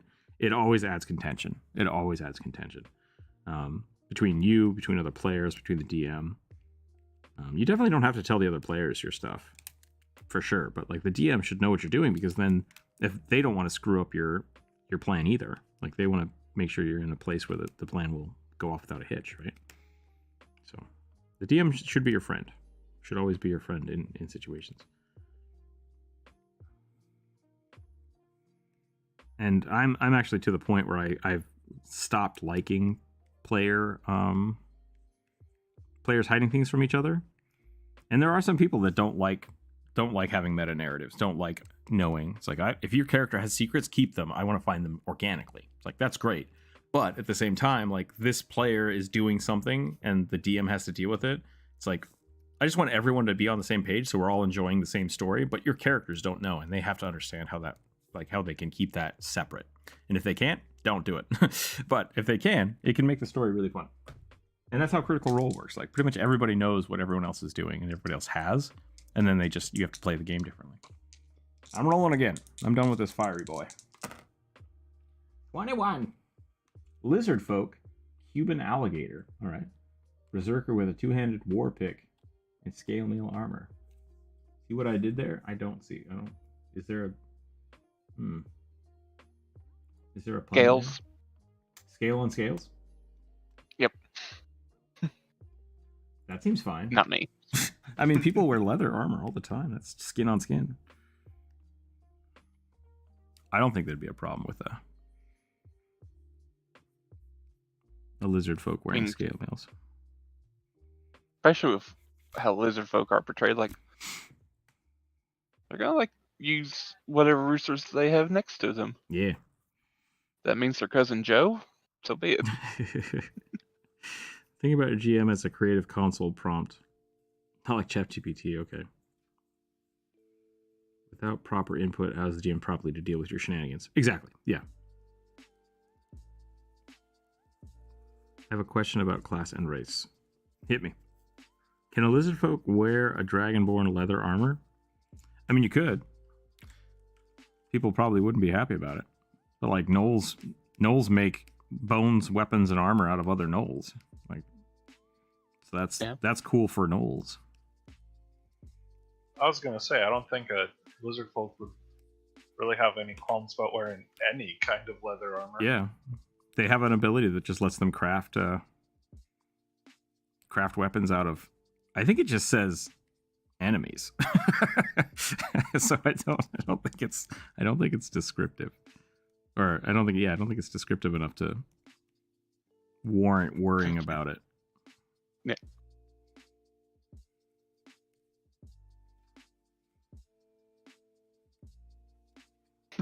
So the necromancer reanimates the lizard folk's armor. Oh no! I saw it was I think I saw a comic like that once. Can I reanimate their leather armor? It's like, no. If you want to cast True Resurrection on it, sure. That's why I specified lizard folk, because I imagine they would have like basically be wearing a skeleton. Yeah. On them.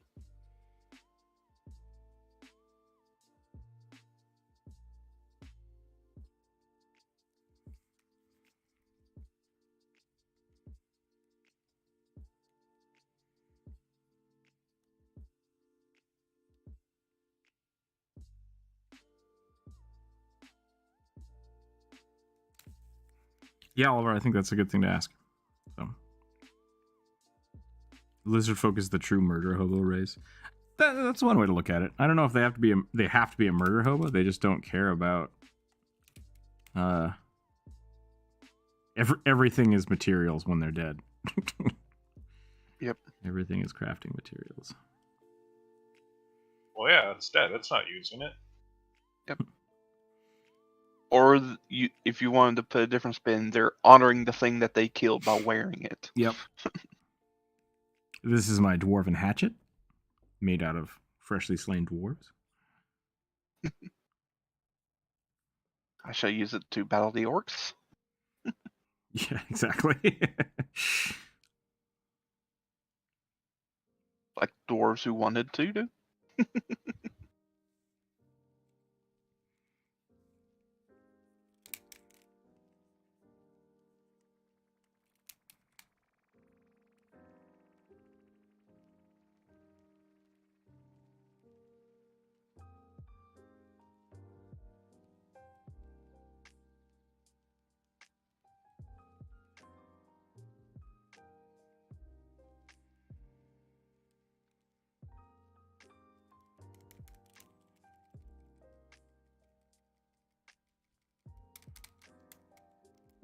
If I choose a dwarf class. Are you asking if you can be a dwarven rogue? Because, like, yes. I miss the, what are they called? Preferred races? No, preferred classes. For the 4 separate races. There we go.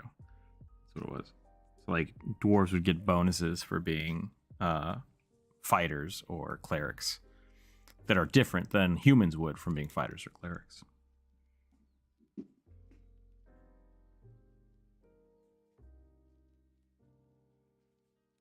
I think so, yeah. Dwarves get some pretty cool stuff. They're supposed to be pretty nimble. They get a few bonuses that are helpful to rogues.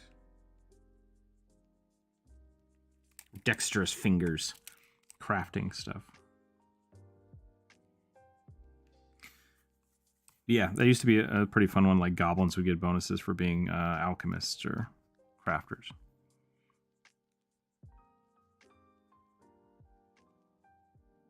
Can I be efficient with all things from both? Why wouldn't you be? I mean, unless it like specifically replaces something, they should stack.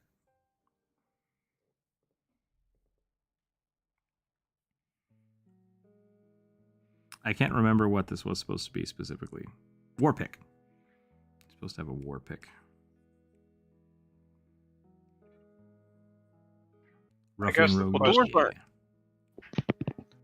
I guess the question is, are you like optimizing by picking a dwarf as a rogue? Maybe not, but like, yeah, like that's gonna be just a couple points different in a few things that don't really matter that much. Yeah, because like it also depends on what you're trying to maximize. That's like, true. A goblin rogue is going to be really high stealth, maybe high dexterity, so maybe a little more damage. But catfolk might be faster. An elven one might be better with the bow. Really depends on what you're trying to do. Yeah. Dwarf rogue's gonna be tougher, so better Yeah. like actual fighter. Yep. Yeah, I think the ruffian was a good example too.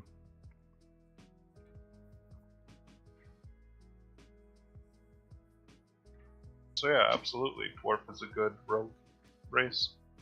Because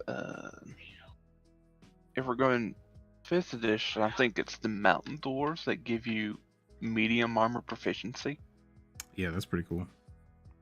So, and see that's cool because then you can have a rogue with armor proficiency, but you just have to watch out because like medium armor usually has lower dex caps, so that might be not beneficial for you.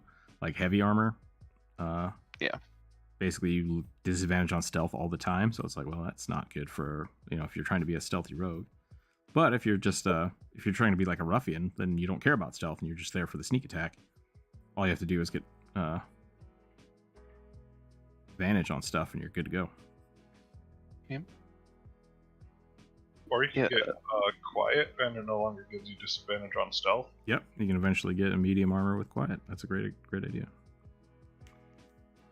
Or just wear a breastplate. I don't know if some things can negate some things that are effective with. I mean, it just depends. It really depends on the items you're talking about. But generally, when you get a class, there's no negatives to picking that class. It's just a matter of collecting all the proficiencies and stuff with it. Because basically, what you should think about your ancestry, in my opinion, is basically you're using it to kind of flavor your class. Yeah, that's a great way to look at it. Because that's how both Pathfinder 2nd Edition and 5th Edition handle ancestries. Is you're no longer a ancestry playing a class; you're a class with an ancestry attached to it. Yeah. Pathfinder is fun because really what it's doing is if you are picking a dwarf, that gives you a base stat, but like that's about it. And then you can pick, like, I grew up in a human town, so you have all these human town accessible things, and then a few rare ones that maybe only dwarves would have. So I think it's a lot more fun that way. Did they remove stat bonuses from races in 5e? No, they didn't. They removed the negatives. So basically all races now, you can choose Tasha's and just do +2 in one in another. So that, I guess they kind of did remove it that way. But they just made it more accessible, so you can pick whatever you want. Yeah. Get the strength-based ruffian rogue from the dwarf and sneak attack with your clan dagger or clan sword. Yeah, it's good. What do you think makes a better rogue, gnome or halfling? I'd say halfling probably. Gnomes have some interesting stuff for like magic. So if you want to go like more of like a trickster rogue, maybe the gnome. Yeah. If you're doing 5th edition, the Lightfoot halflings are really good because you could basically hide in someone else's square. Yeah, that's true. Rat folk do that too, so. If there are other rat folk, I guess. Yeah. Actually, we're going to go brigantine style here.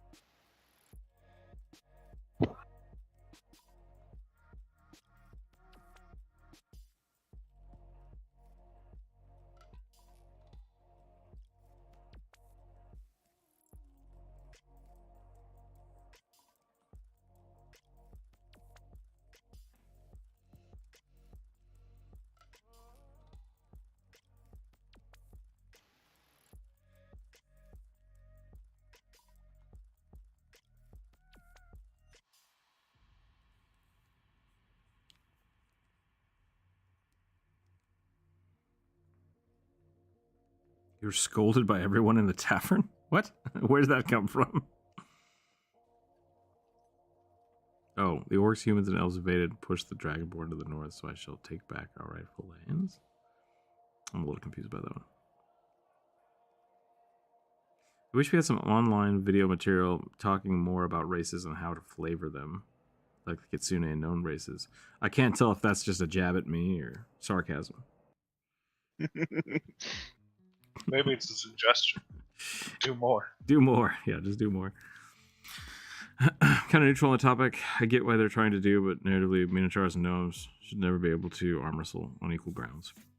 There's definitely, yeah, I don't know. The base stats are kind of weird like that. So I also like leaning into more of a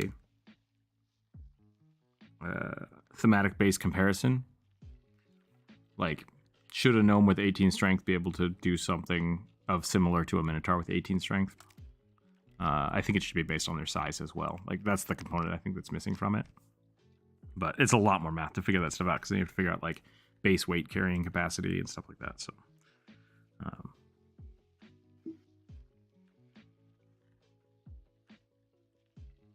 what class do you think makes the best trickster magic rogues? Probably gnomes. Or tieflings. Tieflings are really good.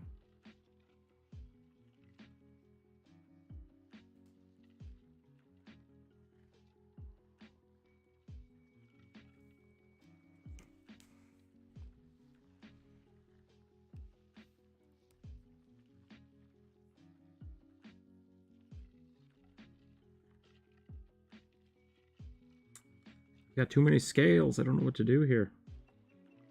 Maybe this is like... Whoa.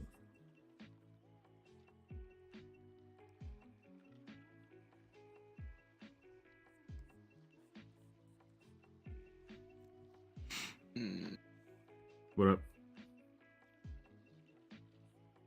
Scared. Uh-oh. Should character height and weight be a mechanic? It was, and they removed it. 5e just, they simplified it so it's not there. But So did second edition Pathfinder, basically. Yeah. Bulk. Yeah. Everything is bulk. Yeah. Which I actually looked into it. I'm gonna have to make a video about bulk. Because it's kind of complicated, but it's pretty intuitive once you start thinking about it. But most of the people just don't worry about it anyways, so I don't know if you need to simplify something that people don't. People just disregard. It's simplified enough that I feel like it's a lot easier to track. Yeah, I agree with So it's less likely to be disregarded, I think.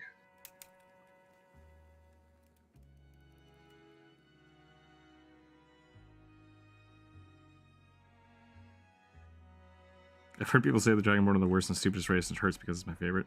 Yeah, I'm sorry to hear that. Like, I think Dragonborn are fine. I think there is a...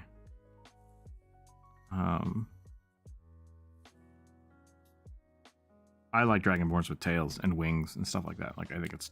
Like, I have no problem with that. So, there are people that have very opinionated feelings about them, and I am not one of those people. It's just like, do whatever you want. Like, they're just dragon people. Unless the module you're running through says something very specific about them, do whatever the hell you want.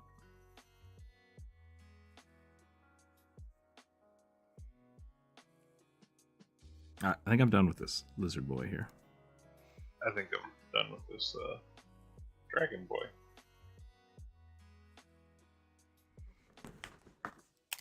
I'll roll first. 17. Where are we at here? I'm confused about this one. It says, I have a canoe warforged paladin, and I don't know what that means. Is it a canoe?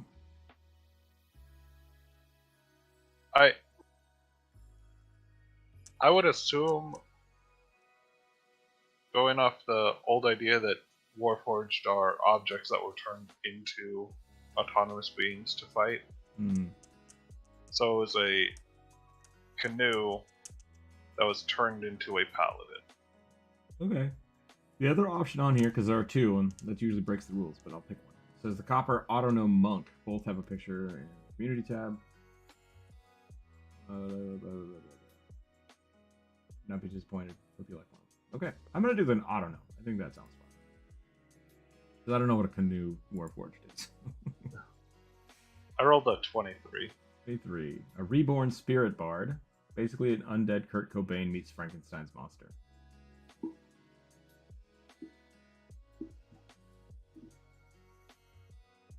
A punk rocker. Yeah, reborn spirit bard. I think is the definition of that one. Okay, copper auto gnome. A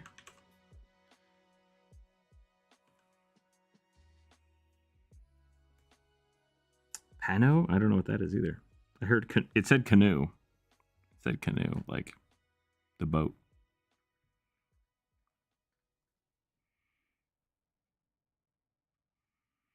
We need a gnome video, as we have auto gnomes. We have auto gnomes and deep gnome. Deep gnomes. So there's a deep gnome video. Go check that out. The best of the gnome races. Have you heard people say the dragon? Oh, yeah, they're right.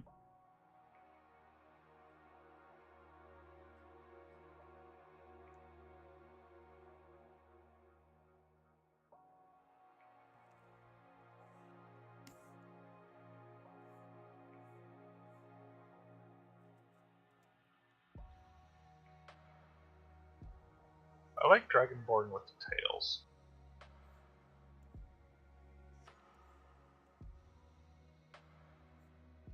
Sorry, Oliver, I'm a little lost. I like Dragonborn with tails too. I don't like Dragonborn with wings. Perhaps they could rework them so they can pick a couple of dragon traits to specialize in. Yeah, that's essentially what I do when I let people do Dragonborns. It makes a lot more sense. Basically, my thought is the half dragon trait should really be a template. And that's what Dragonborn should be. Dragonborn should be half dragons. So I really like the Dragonborn like breath weapons and like the resistances, but you could easily just get that as part of a half dragon. So Dragonborns to me are always essentially were dragons, people that are permanently cursed with were dragon-ish stuff. And with that, I don't see why you couldn't have wings or a tail or other dragon traits. I think it'd be really cool. So I'm on the fence about Dragonborns is essentially just one variation of a half dragon.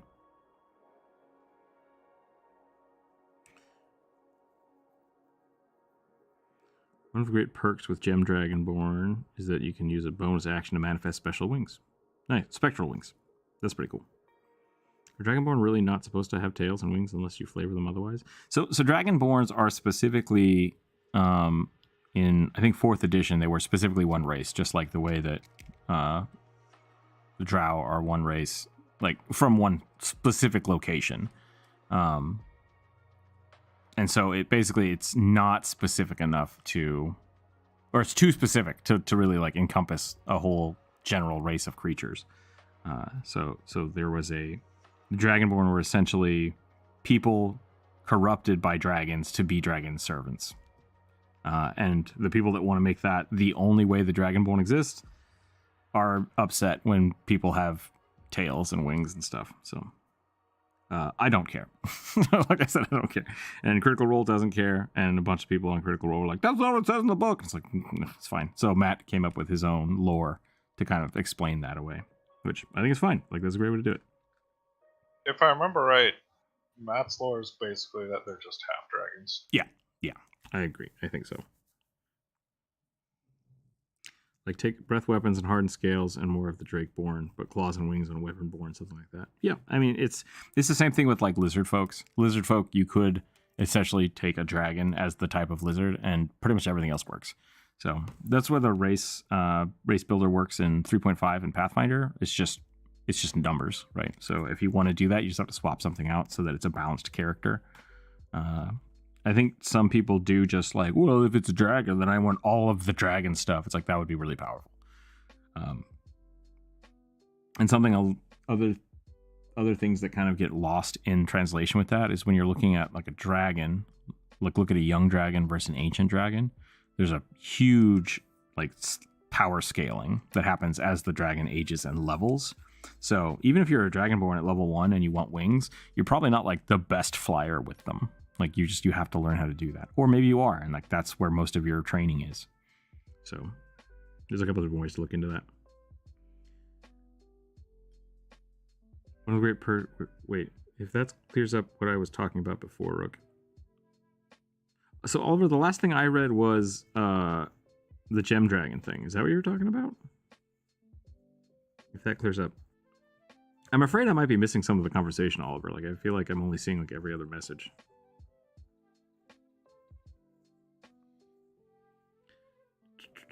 I forgot what I was supposed to be drawing.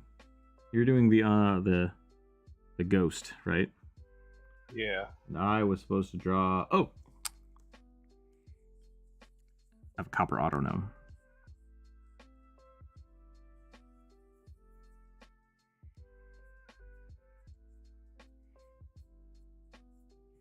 I'm gonna give him a little.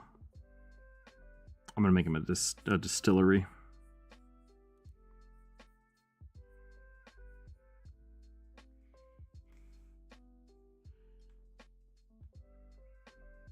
I think the only hang-up I have on Pathfinder lineages is that it only hear about the most OC don't steal combinations. That is a problem that people are complaining about with Pathfinder. They're like, oh, there's only 2 good ones, and it's like only if you're trying to like optimize super hard. There's a lot of really fun things to pick from, but there are some very like optimal paths if you're just trying to do damage. So.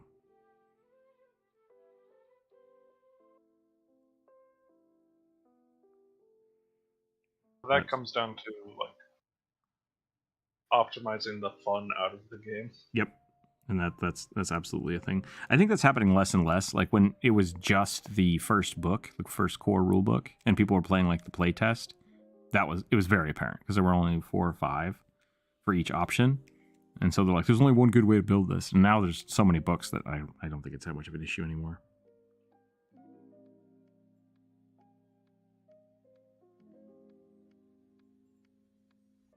Spam the same test again, chat? Oh, please don't. Streamer must read. Make the invitation. What is currently being drawn? I'm drawing a copper autonome, and Burning is drawing an undead reborn bard.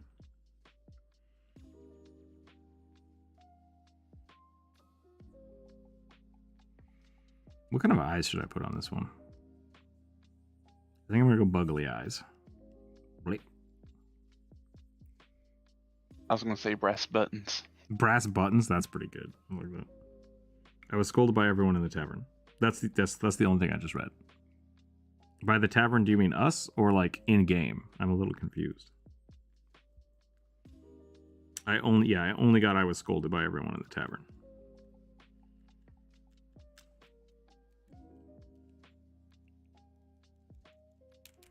It might be too long. Sometimes YouTube will remove chats that are too large. Breast buttons. No, brass buttons.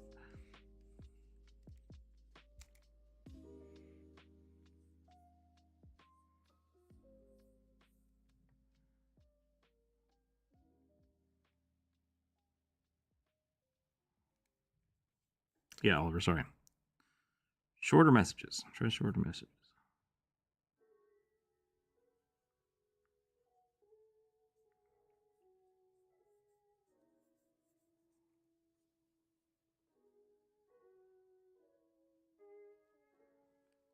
Or share your stories in the Discord. Yeah. Under the D&D tab. That's also a good option. If you have long D&D stories, you can share them with the Discord. That is what it's for. I submitted the bard request. Personally, I've never made one that played an instrument just because there's other art forms that could base a class on. I really like the instrument bards. I've had a lot of fun with players like bringing music to the game. That's been fun. But I've also done like magic bards that just do magic tricks or juggling. It's a little more my speed.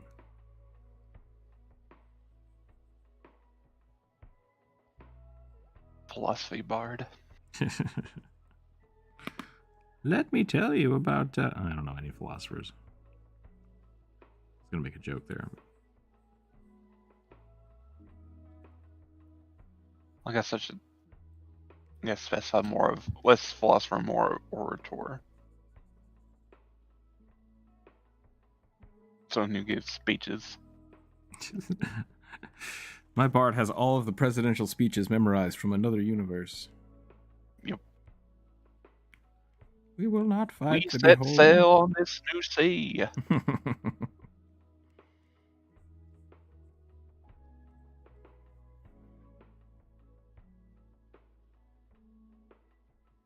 So I just did a duty finder and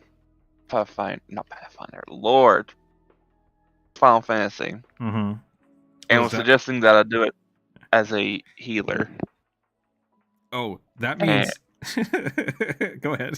Finish your story. So I did it because I've leveled up Arcanist to 30, and so I now have Scholar and Summoner. And I went in as a Scholar, and I let the tank die because I couldn't get to them because they just kept gunning it. I was like, I can't catch up. Well, that's their fault. Yep. And then they proceed to scold me for it. Oh yeah. Why'd you let me die? I'm new. Yeah, coming from someone who's tanked and not healed. Yeah, that's on them. It's like healers set the pace, and tanks just get to. You pull as much as you can. You pull as much as the healer can handle. Like that's the rule. Yeah. And it's like I see it as because healers. Or go ahead. I was just gonna say I didn't have Peloton on me, so it's like I can't catch up. So sprint. You gotta sprint. Every pull, sprint.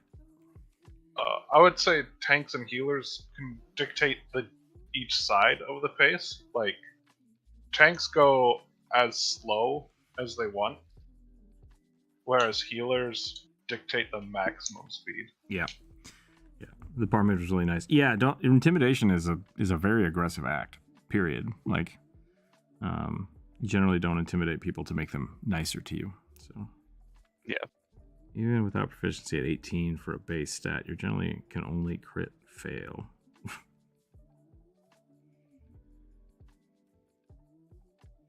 What would be worse, bad accordion players or good bagpipe players? I mean, both of those can be good. See, I actually like those instruments, so. Yeah. D, welcome in.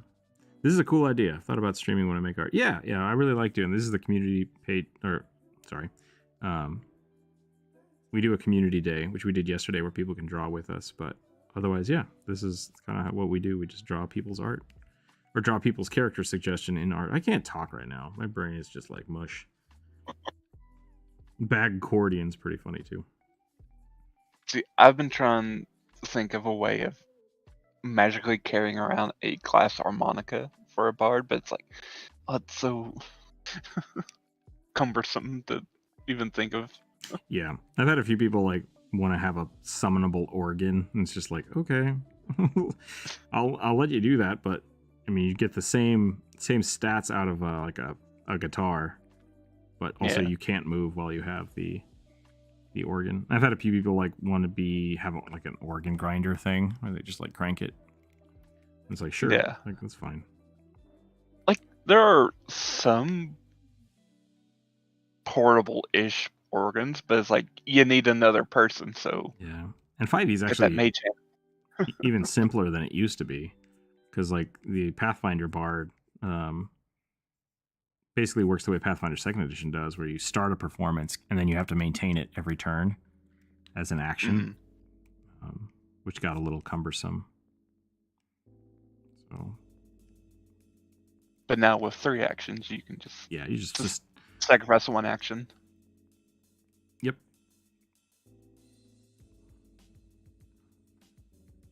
I have a lower persuasion than intimidation, so purely numbers is worthwhile. Yeah, but I think I think you can do whatever you want, right? And that's probably why everybody scolded you. Even if you have a lower number, like you should, you don't try to intimidate your friends to do stuff for you. No. So this is why people need a party face. Yep. As for Final Fantasy stuff, like do you have healer gear? Because that's something I think people might not realize. Is just because you have the summoner, the Arcanist or whatever it is, the Scholar Yeah. is different Scholar. gear. It's a lot of different gear. Yeah. So. I haven't got any gear for healing yet. So And then when the Duty Finder suggests that, what that's saying is there's nobody playing healer right now. If you do that, we'll give you extra bonuses because no one's doing it. So you got the bottom of the barrel, unfortunately. I'm fine. Yeah, I don't usually play dungeons without other people to play with. It's tough. Grab all the coins at Beedale, unless you can fly, of course. But compelled movement is interesting. Ooh, I missed something. Hold on, I gotta catch up with this. Could make a mechanic where playing in roots the enemy if you want to make a good performance. Oh, playing it roots the enemies. Yeah, you can fascinate people. Like that's kind of the intent for a lot of them. The Bardic performance does small things like that. Or with intimidation rolls, I'll let you do that too. Like, yeah, just stuns it for a turn. Yeah, why not? There is the glamour bard that does let you basically enthrall people when you perform. So there is that. Get the big bad evil guy at the end of the campaign to just jump off a ledge and get away 1 round victory. So many things. But yeah. If your big bad evil guy doesn't have legendary actions to stop being fascinated and jumped off a cliff, that's a good way to end the fight. That's good. There's a reason that the legendary actions exist for that exact reason. I cast friends. That also may mean they're not the big bad of your campaign, and you're like, uh-oh. Big bad jumps off the cliff, is eaten by a shark that then becomes telepathic. It's like, oh yeah, no, this is the real bad guy. Dual saves.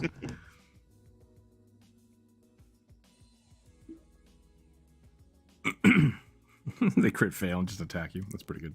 Okay, I'm done with this one. I'm gonna roll the next one. We're slowly dwindling down this list. 14.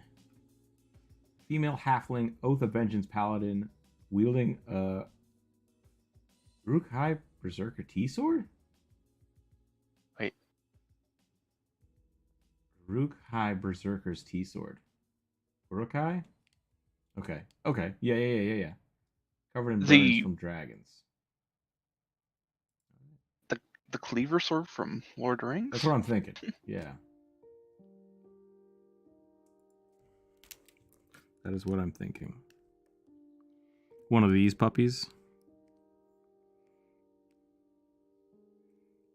The Ganon sword. That's what I'm going to draw. That's what I'm going to draw. Ganon dorks. I love that design of the sword, even if it wouldn't be terribly practical. Same. Oh, yeah, okay.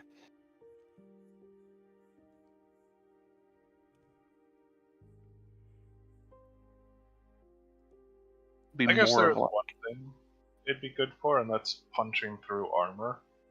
Yeah. It's basically this is going to sound stupid. It's basically a bladed sword. Like a bladed mace, but...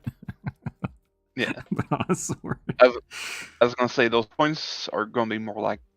kind of like a war pick type of deal. Yeah. Which I think is the intent, so... Yeah. Can opener. That way it's not terrible.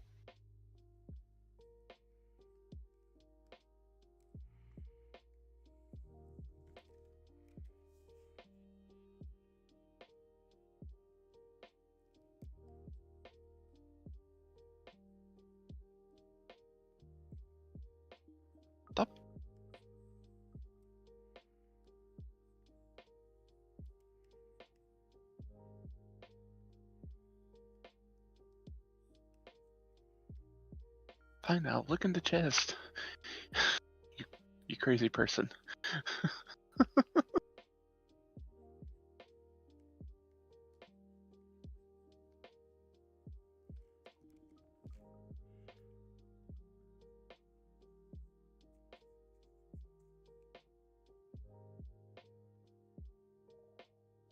With Final Fantasy news, I went ahead and bought an apartment.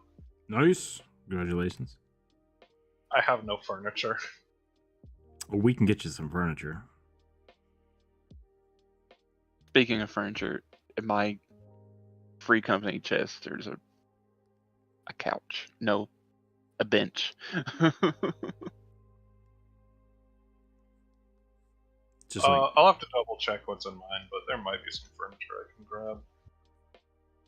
oh yeah, I forgot you guys are in different free companies.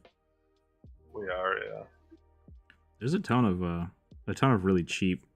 Essentially, not a lot of people have apartments and stuff in that game, so there's a lot of furniture and stuff you get throughout the game that just nobody wants. So it's pretty cheap on the auction house. Yeah. Market board. They lied to me. There's no minions here. Anytime free minions are being given away, they go quick.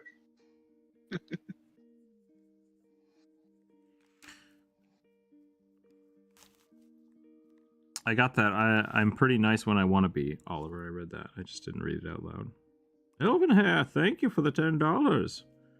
Yes, my angry girl. Awesome sauce. I had the idea of the sword to pierce dragon scales. Okay. Since she's about to kill dragons. Yeah, I like it. I like that a lot. I think I'm going to give her a whole bunch of armor on the, like, right here, and then just have her shoulders be uncovered and show the scars off. So, thank you very much. I appreciate that. $10. Excelsior. Excelsior. Right. What are these?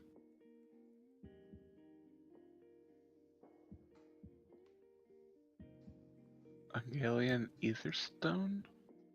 Yeah, well, no problem.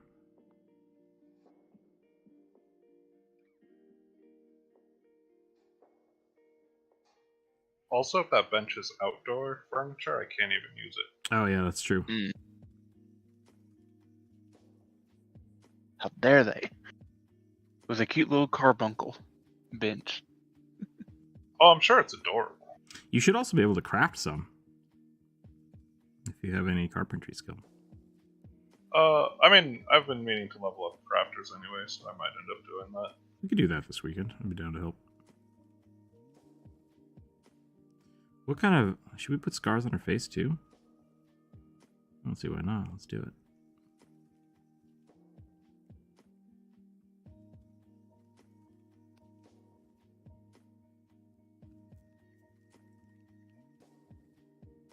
I want her, like, smirking. Just, like, grumpy smile.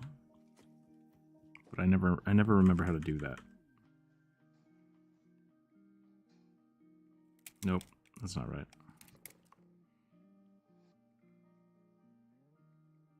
There we go. I got it.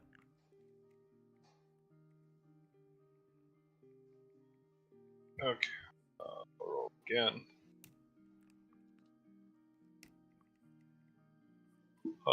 What are we at? If you see this, what app are you using to draw? We're using Aggie, Aggie.io. We are at 27. 27 left. Aggie.io is a free online community drawing board, essentially. Made by Magna Studio. I rolled a 24. 24. Grung Gloomstalker Ranger. Cool. Like an orange and blue poison dart frog. Wears a breastplate and has a blowgun.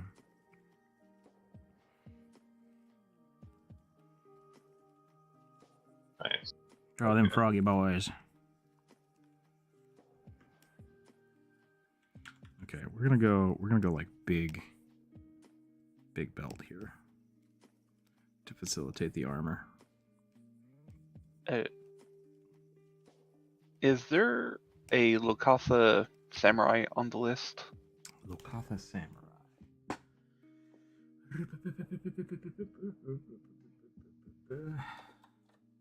It's a big list. I don't know. Do you want me to add it? Yeah.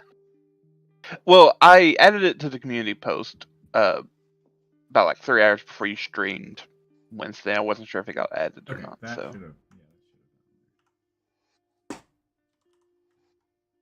Apparently it's not. So maybe I missed that. Okay. Put it on there.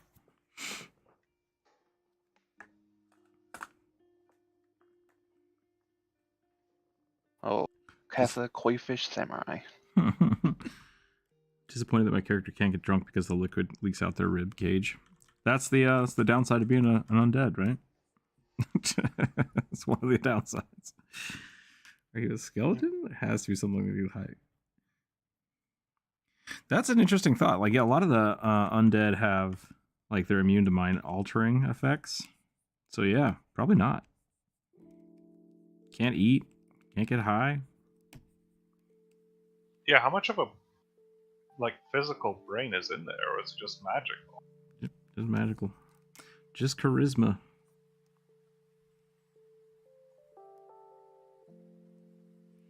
Maybe you can get like a pearl of dispel magic and just like rub it on your head like a magnet on a TV.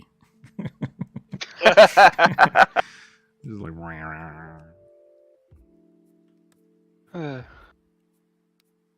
this is my life. This is where my brain goes.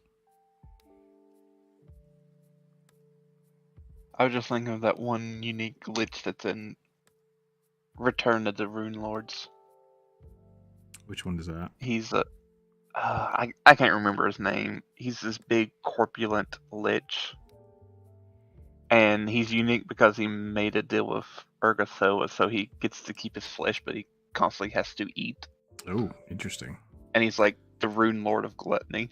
Okay, that sounds like an Urgathoa thing. She'd be all over that. And so, like, necromancy is like symbolized by gluttony because it needs to consume life to keep up its fake semblance of life. Yeah, Urgathoa loves gluttony. Opulence. Like, I don't mind the opulent stuff. I just don't want to gorge myself to death.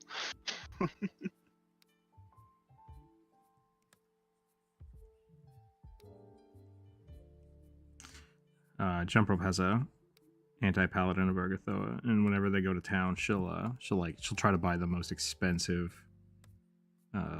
inn, like the most expensive room.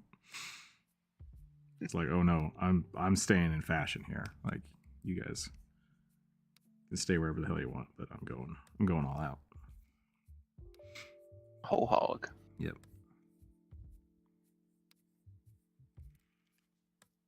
Do you think Dragonborn can rock a hat? I think they'd look pretty dapper in a fedora. I mean, you wouldn't be the first person to do that, for sure. I'm pretty sure I've done a fedora wearing Dragonborn as a commission before. I would say yes.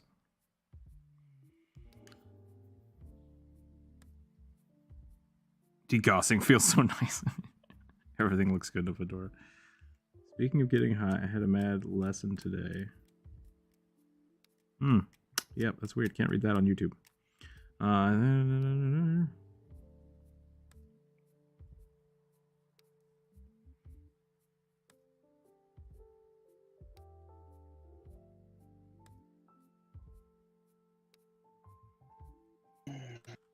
Oh, crap. Oh, these sketches. Sorry. Someone asked me who drilled the lizard man that I shared. Steve Sketches. I'm so sorry, everybody. I haven't had Discord open for a while. What have I missed? So I shared a crocodile-themed lizard folk earlier, and someone thought I drew it. I was like, not me. Sorry, Levy. Yep. But yeah, Steve Sketches is great. I love his stuff. Yep, Steve Sketches. Love his stuff. It's good.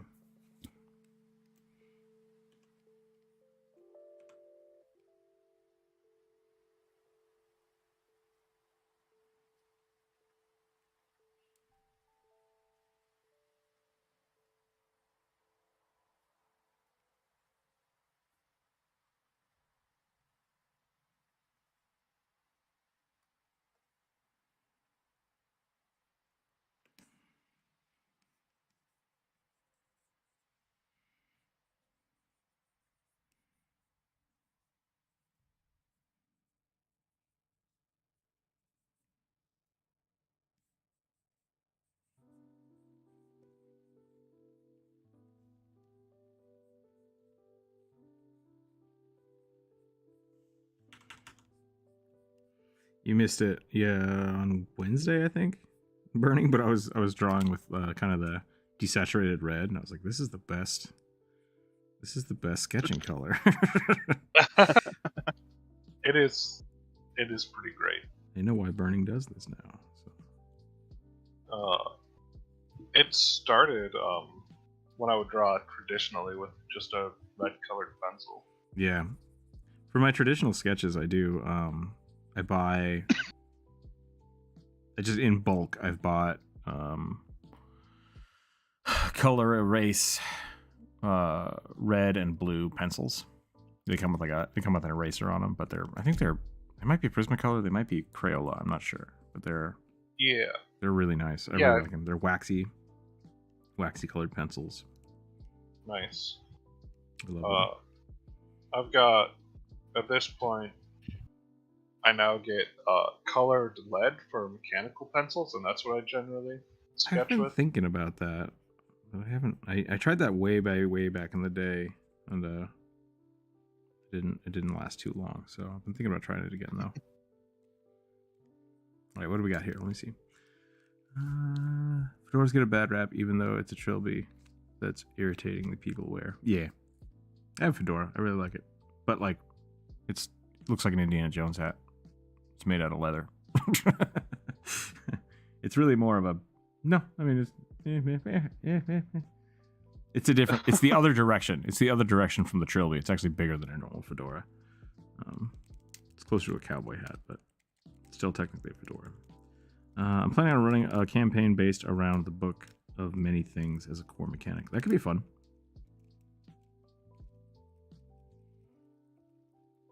Where are the smooth jams? Did the music stop? I can hear it. Or is it just quiet?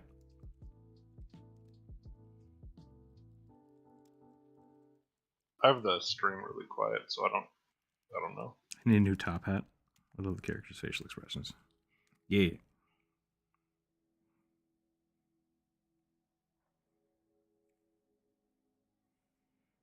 Okay, I think I'm about done with this one. I'm going to try to make this a little more interesting looking.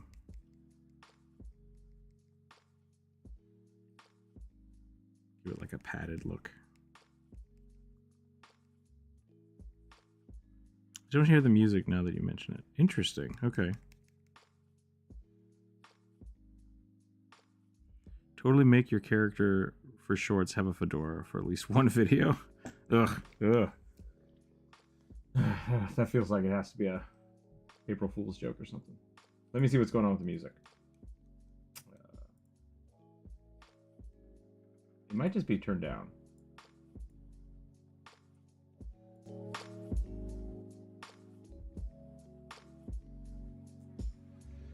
See if that helps. Uh-oh. I just realized I don't have my phone on me. No one's been trying to call me. We're good. Okay. But how are they going to reach you about your extended car warranty? Yeah, it's a little weird. That's what I was thinking. I'm like, man, I haven't gotten any spam today. Very strange. Okay, I think I am done with this character. This is a cool character. I like this one. So grumpy. So grumpy. Puppeteer, hello. How's the podcast going?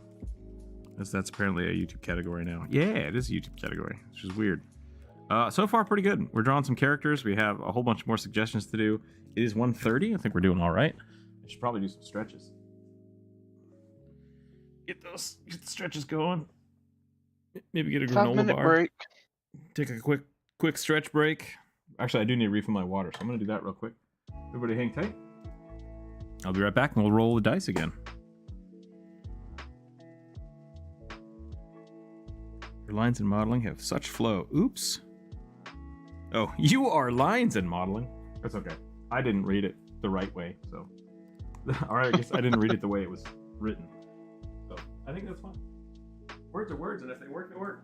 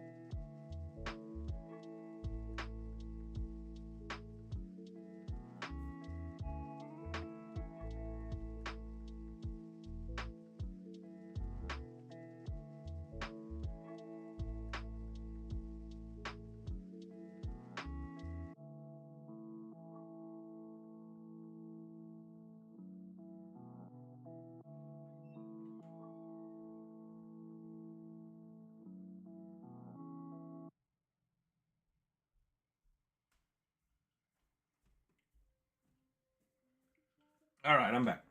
It's actually getting hot outside, which is weird. Not sure how to feel about that. For the great artwork, thanks again. I love her. Thank you, Elvin here. I appreciate that. I'm glad you like her. I like drawing short stacks of fun.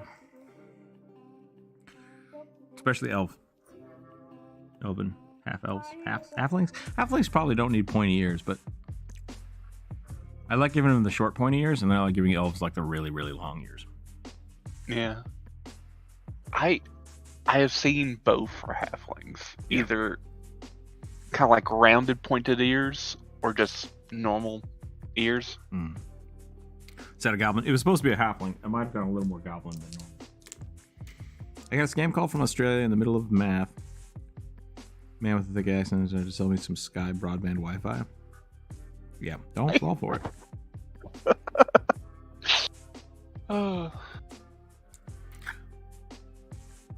My favorite one is when they try to sell you something like car insurance and then you tell them that your car is 35 years old. They hang up on you. Abort. It's like, this is going to cost us money. Right. 7. A plasmoid artificer and wild magic sorcerer. His phantom armada of wild magic weapons, mechanical arms, legs, and spine. Interesting. Okay.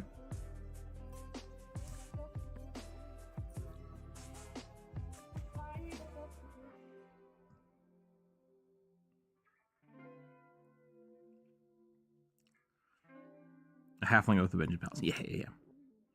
Vengeance against who? I think it was dragons, right? Aren't halflings just hobbits? Essentially, yeah.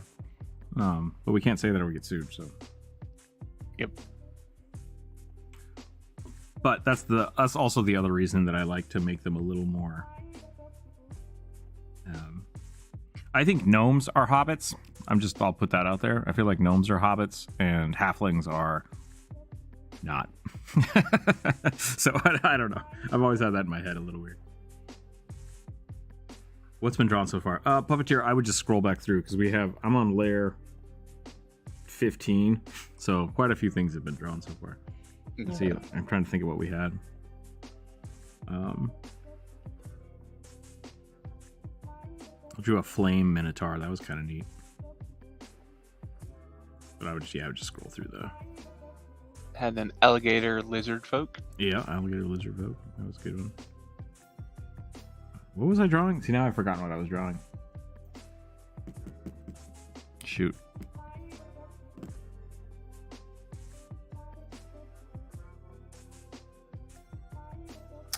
Hold on. I gotta go look it up. Plasmoid. All right, I got it.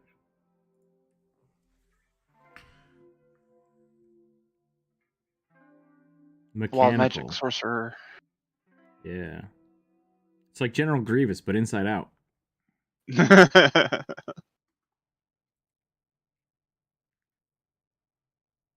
General Kenobi.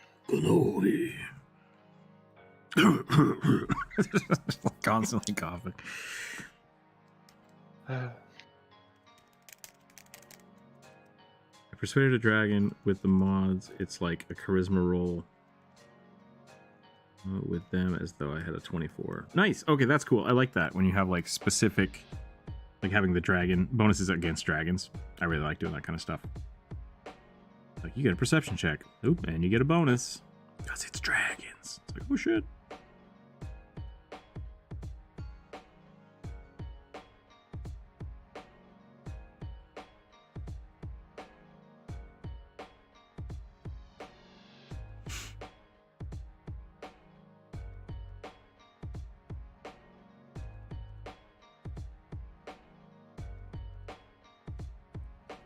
Hello, Skip Cat. How are you?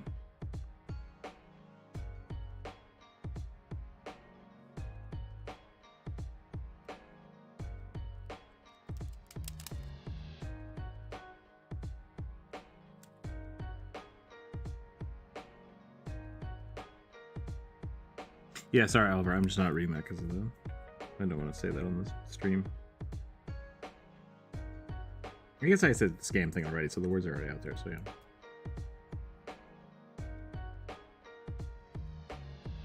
Movies and shows did him dirty. They definitely...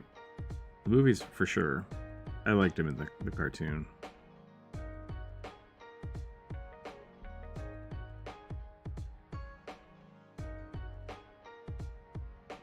wish bards weren't so reliant on instruments and could make an actual dancer bard. I don't see why you couldn't. I mean, as using a performance, like, it just has to be dance, so you can't be restrained.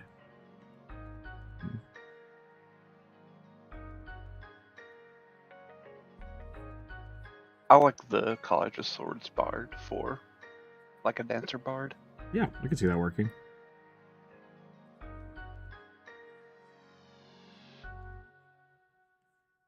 Using all the different flourishes as, like, different dance moves. That's a good with call. bleeds. I think that could be pretty awesome.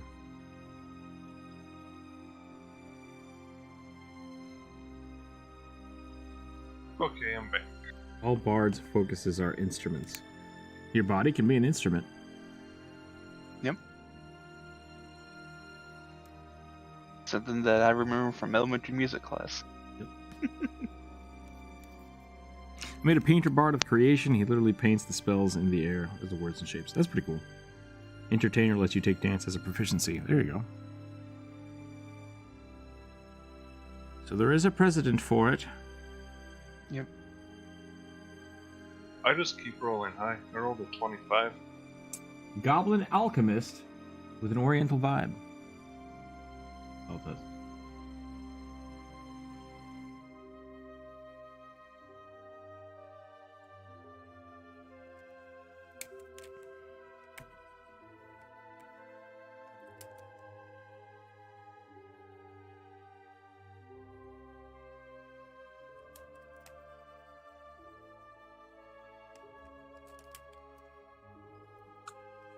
kind of want like the ooze just hanging off of the skeleton.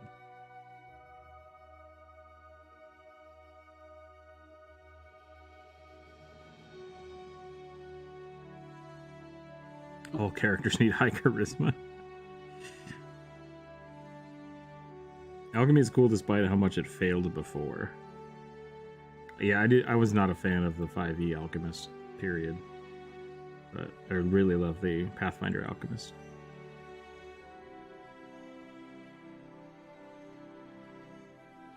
Well, the codas are instruments. Oh, did I read it wrong? I'm sorry.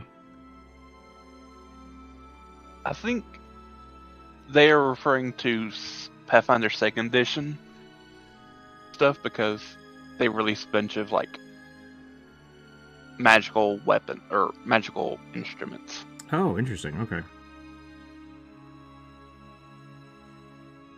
One of the players in our Wednesday game tried the dancer for Pathfinder, and they weren't happy with it. So I might have to look into that a little more.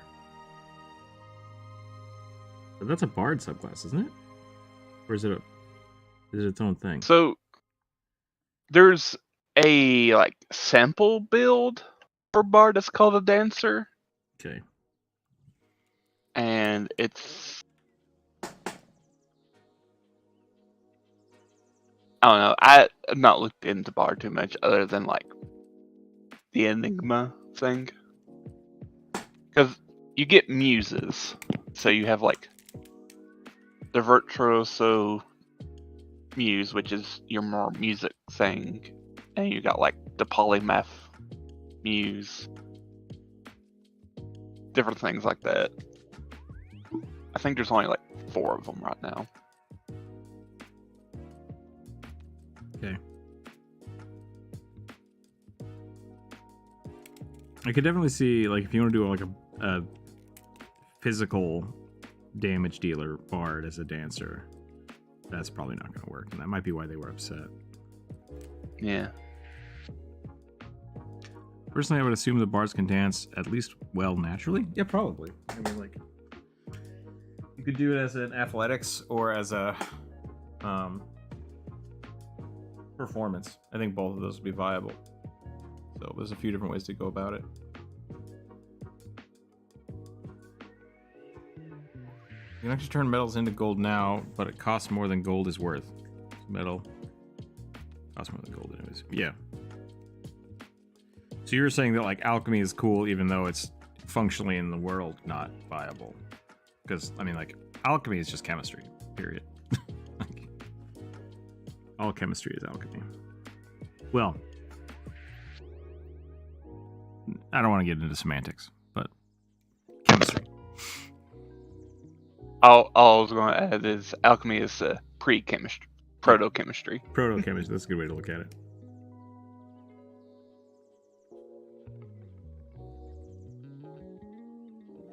What's up, Skeep Cat?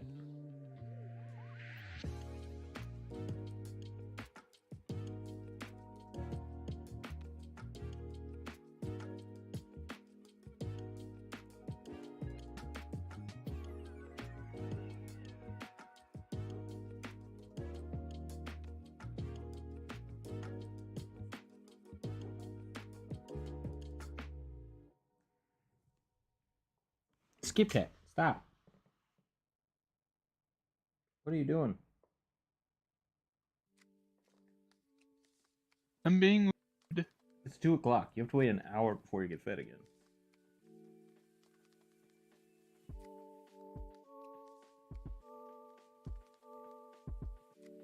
You get to attack me because you're mad about not having food.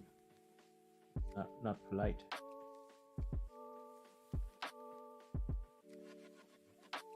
Give you attention. Chemistry beta version.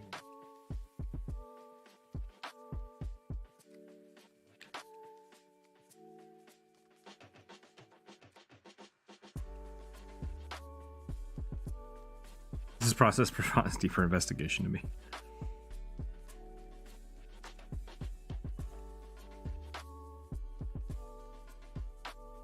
Alchemy is a sort of art that led to modern science, religion, and art. I think the problem with like alchemy was just the like a base misunderstanding of fundamental principles. But yeah. Because for its time, it was science. Yeah. Because it's just they didn't know any better. Right. People thought they were turning oxides into metal. But really, like, there's a process to it. I think there's a process. All the things that were there. And so, like, physically shifting things that's Skip Cat, stop. E-bus. He just keeps attacking me through the chair.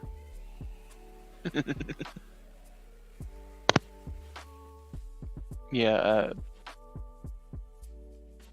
I've watched like a few like academic lectures on it, and they always talk about how eventually every alchemist gave up on the whole thing of like turning metal into gold, like base metals into gold, because they're like it can't be done. But they applied all that stuff to mining processes, and to like be able to extract more silver and gold out of like the raw material. Exactly. So they did not lose their heads. We can create rats by putting bags of grain in a barn. It's like, wait. The proto-science. Exactly. Proto-science. Yep. It's a rabbit hole. Yeah. Because of the bank holiday and various strikes and things. 4-day weekend. Nice. Have you ever had requests to make... yes, Morbid, I have. And I generally just don't engage. Oh, the woodpecker is back. Dang it.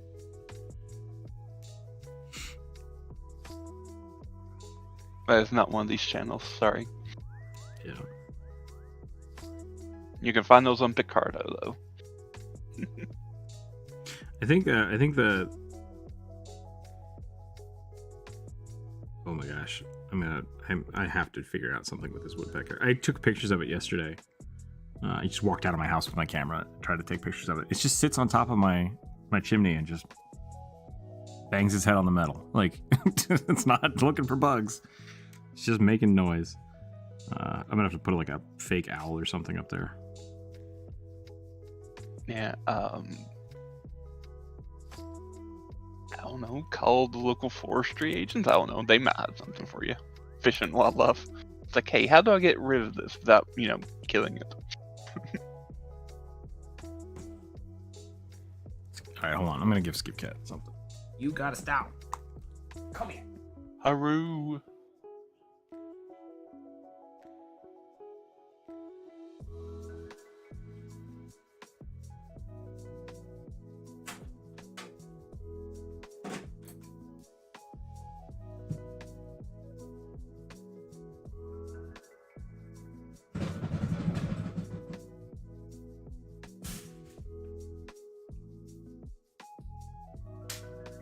Okay. Skip Cat got tuna flakes. The woodpecker got the chimney flue slammed on it. I'm gonna get some crackers. Here we go. No, as for the whole like the femboy thing, it's just like I don't think we need to. You can describe a character in a way that is not.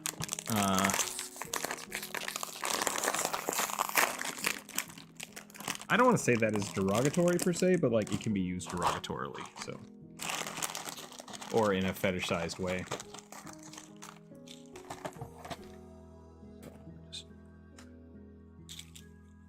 First little while in the stream, I kept having people wanting me to draw waifus, and it's like, I want you to be a little more specific. Yeah. So.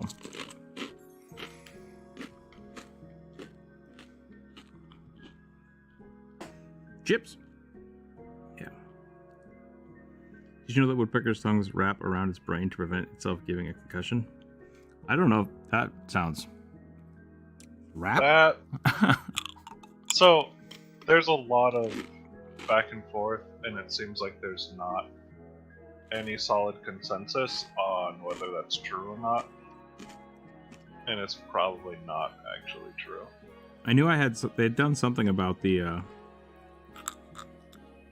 I saw something specifically about them having some kind of compression function, but I thought it was with their skull. Like, I thought their skull was basically has little breaks in it to absorb that. I didn't know about the tongue. It might, but like, I think so what I was reading is they probably don't actually have any specific like mechanical things stopping them from getting a concussion, because a lot of people make the idea is they would get a concussion if they were like the same size as a person doing that, and that's where the study started. Mm-hmm. But because they're so much smaller, there's not nearly enough force to give themselves a concussion.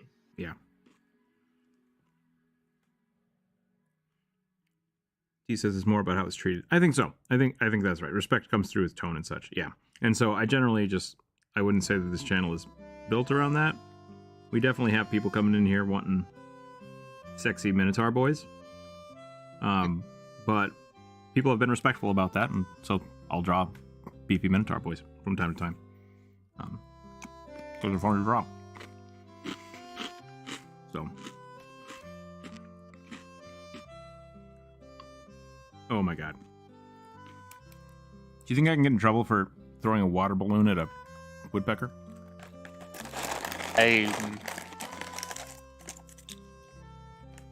Are woodpeckers kind of songbirds? I don't know. I like woodpeckers, to be honest. They're a cool bird. This one's just annoying as fuck. Like, it's this one specific... I think actually trying that, getting like a fake owl, that might actually help. There's a couple people in my neighborhood that have them, so that's probably why. This one woodpecker.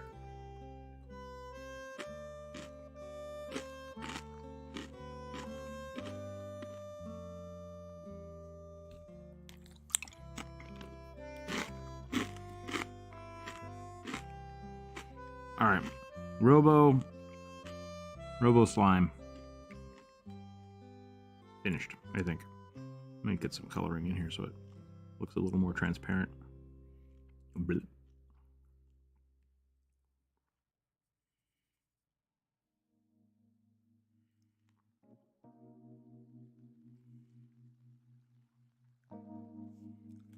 Going to water balloon jail? Yeah.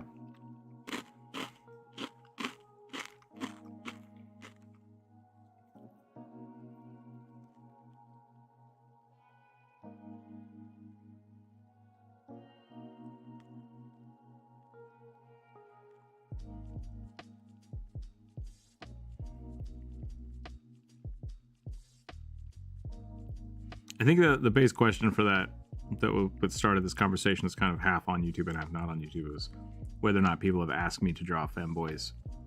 The answer is yes. And have I drawn some of them? Yes, but it's just like I try not to make that like the main thing of the drawing. And so when people come in here like asking specifically for that, it's usually because they're trying to get me to draw smut for them, and it's not what I do on the channel. So that's really where I draw the line. Is basically like if people want something drawn, they can always ask, but if it's not something that is appropriate for YouTube or something that I'm not comfortable drawing, I just won't draw that part of it. So sexy minotaurs. Oh yeah. I'm comfortable drawing sexy minotaurs, but I won't draw them fetish sized. I've had a few people ask me for like very specific fetish things, and it's just like that's not even subtle. Like someone's just asking me to draw them smut. It's on YouTube, man. Yep. So it's just like I said, it's all about respect. Well, Oliver, I'd say they're not tolerated on the channel. Yeah. Personally, I'll speak that I have commissions open, and I have no issue drawing explicit content. But There again, you go. that's not going to make it to. That's not going to make it to this channel ever. Right. Yep. Check out the Discord. We have a not safe for work if you guys are looking for fetish stuff. Like, not on the channel, not for the viewer suggestion. Yeah. And just to clarify, it's not a smut channel either, so Yeah. it's like tasteful, not safe for work. That's a good point. Yeah, we don't have a lot of weird stuff like that on the channel. It is just a lot of tasteful art. Tasteful nudity. Yeah.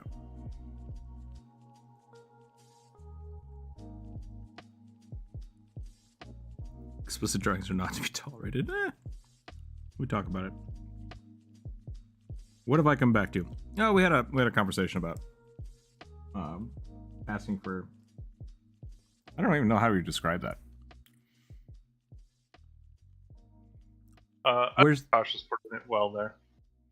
say that again? In the YouTube chat, I think Tosh is putting it well. They say, well, explicit drawings should not be made into suggestions. Yeah, that's a great way to put it. Like essentially, people trying to sneak in explicit drawings into the suggestions. It's just like if you're asking for something that maybe is a little like uncouth or tongue in cheek, that's fine. But like this channel is not meant to see how much I can push the YouTube boundaries, right? Like it's just not what it's for. So Yeah. Twitch maybe a little closer. Sometimes but no, YouTube was just we're here to draw fun stuff. So don't bring your fetishes to D&D. Unless everyone's okay with it, which I don't know if they are. I'm gonna draw a roll more. We're getting pretty close here. 18. Luxodon Fighter Wrestler. Oh, should we do a luchador? Zach? I need to stop eating these chips. Oh. Being commissioned, on the other hand, yeah. I mean, like, once again, commissions are always open. People can always talk to me about what they want to draw. I don't think I've ever done any like lewd commissions, but I do love money, Skip Cat. You know this about me. We have a lot of really good artists. Burning specifically, you do some really like nice pinup stuff. I do, and I'm also comfortable doing more explicit stuff, and I've got a few days left on a big sale. There you go. for commission. Check out the Discord. Sale. Dr. Burning. Luxodon.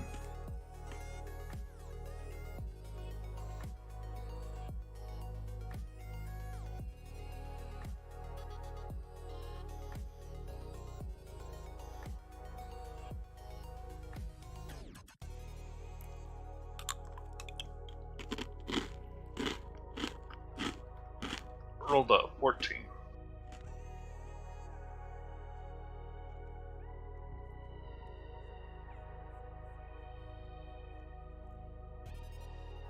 You say 14? Yeah. Goblin swashbuckler rogue who steals your gold and then your heart.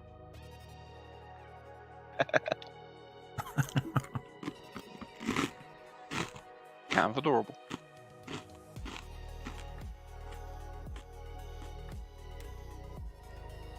There should be a YouTube for erotic, not safe for work animations and stuff.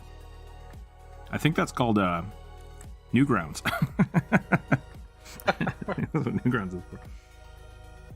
Not familiar with that one. Yeah, you can actually post that stuff on YouTube, but you have to,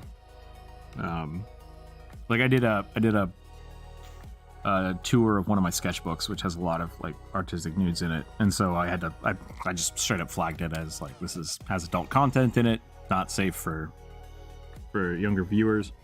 And so what that does is it drops the monetization value on it, which kind of sucks, but it still is viable. You can have it up on YouTube. It just puts the 18 must log in 18 thing before it, and then flags it for a lower CPM for marketing, because Toyota doesn't want to accidentally get slapped on one of their marketing campaigns. So.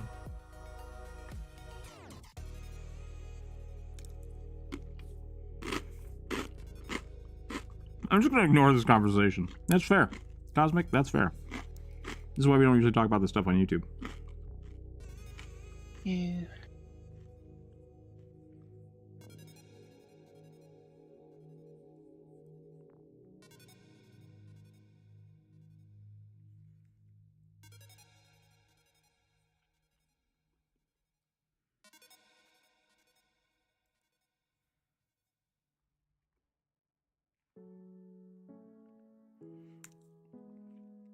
I cannot stand Hell of a Boss.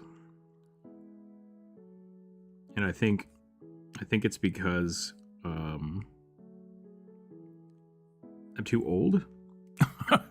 And what I mean by that is like it has the same feel as like old school Invader Zim and like Johnny the Homicidal Maniac, which I was all about when I was younger. But it's different now. Like I think that's fulfilling the same niche for like kind of that age group of they feel very similar, but I like one and hate the other. So I think that's interesting. But yeah. And so I think it's the same place, but it's just not my time. It's not my time for it to make sense to me. So I think that makes sense, yeah.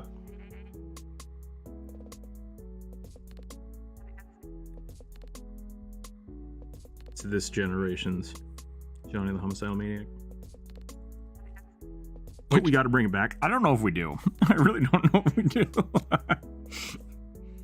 See, if Johan thinks we need to bring it back. Yeah. See, I like it, but not. I mean, I don't really watch it, but I like the fact that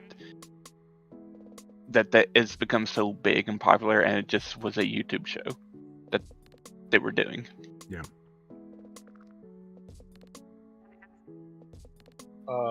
It just dropped, but the pilot for Lackadaisy is really good. What is it? Another Lackadaisy for more animated. Oh yeah. Independent animation on YouTube. I saw. Yeah. I've seen nothing but like nonstop. Look at how they did this. It's like hand animation. Yeah. Yep. Looks really good. They did a great job. But my entire feed is full of people losing their minds over the fact that it's actually hand animated, which is awesome. It is awesome. But yeah. That's all I've seen about it so far. I used to read the webcomic, so nice. I was already following the main person behind it. Apparently they're making a Nimona animation too. Yeah, I saw that. That's really exciting. I like that comic. I haven't read Nimona.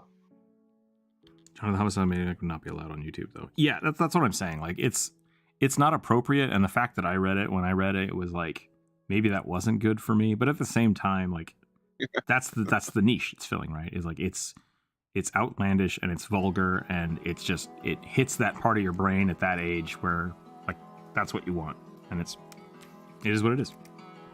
Yeah. I haven't seen that.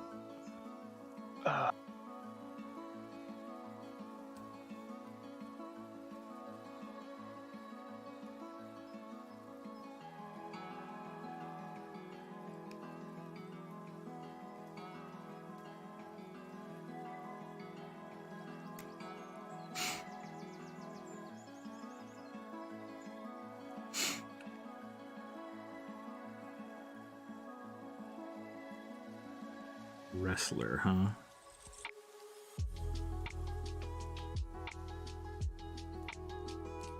I've not seen too many listed on fighters. That's weird. Yeah, I mean, to me it makes sense there would be fighters, but I've always seen like monks or druids. In Magic the Gathering, they were clerics mostly. Yeah. Which was interesting. But they worshipped fighting, so I don't know if that counts. They all had war hammers and were crafters and stuff. I feel 6 sounds really familiar. Was that the one with puppets?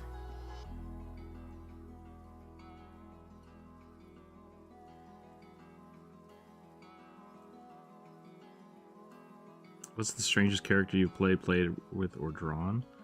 I had somebody that was a horse ranger. That was funny. They had a human companion. That was great. Your bear monk. Monk is pretty funny. would always be weird for me. Couldn't talk. Liked to go fishing. Was a bear. It was pretty straightforward. Yeah. Still a weird concept to me. Oh, yeah.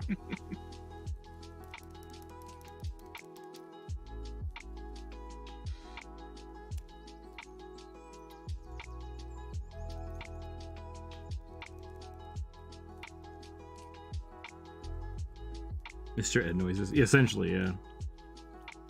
Could only really talk to the companion telepathically, and then the person would have to try to translate, but I got to be in charge of that character, so that was really fun. As the DM, I was in charge of that character. That was the compromise. Yes, you can be a horse, but I get to play the person that can talk. Deal.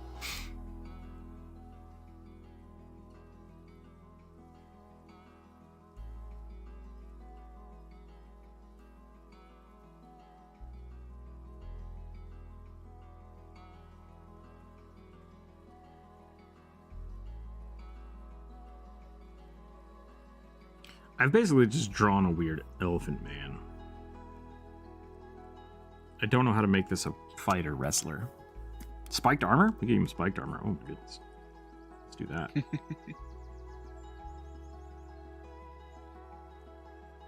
My brush is very fuzzy right now. I'm not sure why that is. Let's make that smaller.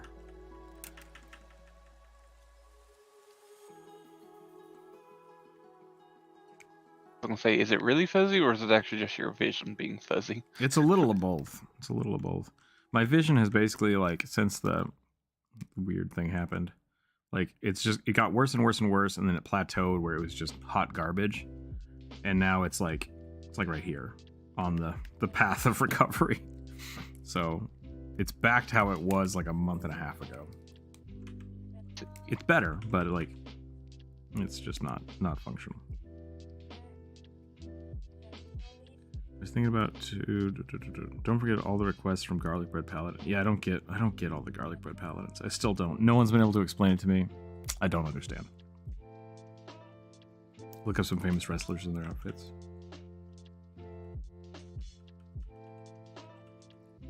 I mean, do they wear outfits? So I think like The Rock and I guess Stone Cold Steve Austin had a vest. That was That's kind of a costume. Mysterio. Rey Mysterio wore leather pants and had a mask. Still an outfit. That's what I'm saying. Like most of them are just like speedos. Tell you what, I'll give him the Hulk. Excuse me, lost my voice there for a second. I'll give him the Hulk Hogan tassels. Come on, brother. Let me tell you something, brother. Brother. Like a mimic trying to understand how to speak human. Ooh. Hulk Hogan. I love Hulk Hogan. Confirmed. He's so funny. Mimic. We're gonna give him glasses.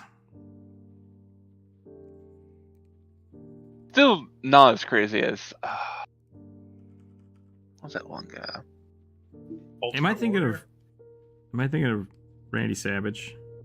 Is he the one that's with the who tassels?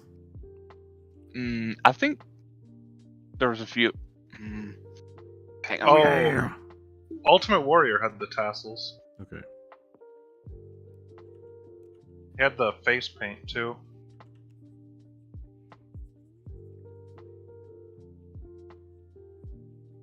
Andy Savage. Because he was crazy.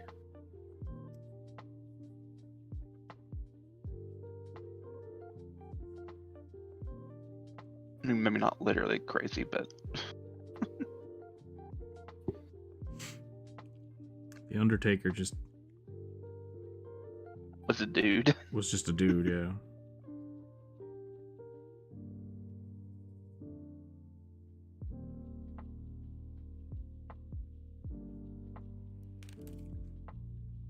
He was on drugs, that's why. Okay, fair enough. I Andy feel like Savage? a lot of them were on drugs. It was the 80s.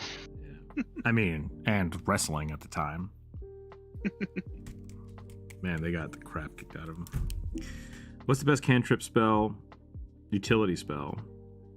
I'm a bit too good at combat. You're a bit too good at combat, so you're trying to take more utility spells? I will always stand by that prestidigitation. Yeah. Prestidigitation is a vastly underrated spell. Wildly versatile. Yep. Is mending a cantrip? Mending is a Or cantrip. Yep. Mending is also very useful. It's just the only problem is if your DM doesn't deal with that kind of stuff, it loses some of its potency. I still take it every time. Mending, the light spell. Message is a good one. Yep. Guidance, if you can take it. Guidance is a good one too, yeah.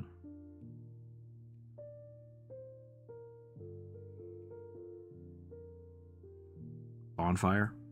I really like Bonfire.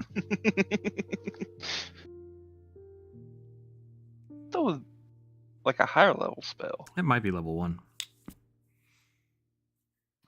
It depends. I mean, there's Druidcraft, which will let you make a fire. Yeah. It's for a Great warlock. bonfire.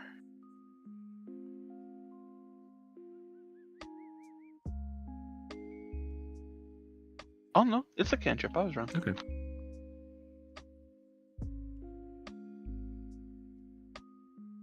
That's got potential. I love it. Because you could warm yourself and enemies. Mm-hmm. Mage Hand, Mold Earth, and Shape Water. All those are really good, yeah.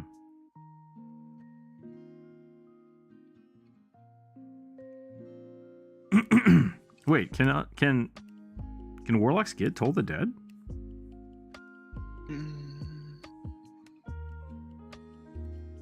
I think so. I feel like they could. Yes, it is a cleric, warlock, and wizard spell.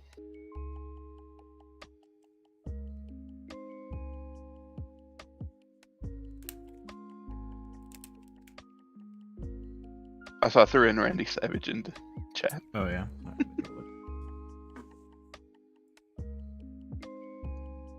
That's what I'm talking about right there. That's what we're missing. We're missing Oh yeah. Oh yeah.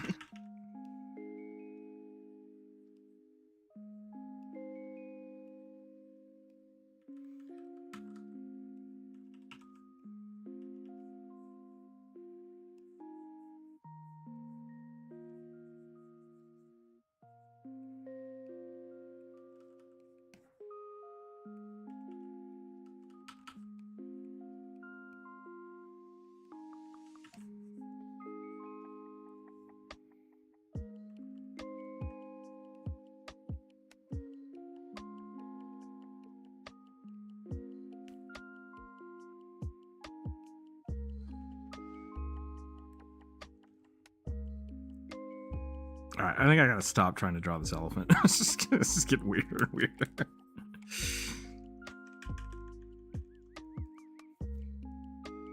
Step into a good berry. There you go. All right, what time is it? It's 2 o'clock. Let's do one more. I'm gonna do one more.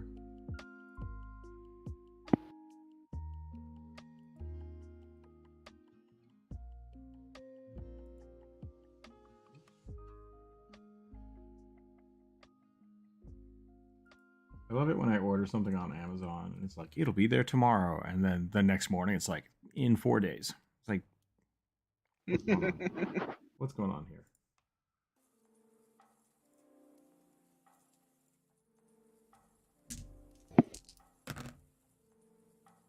Oh, I don't need to do that.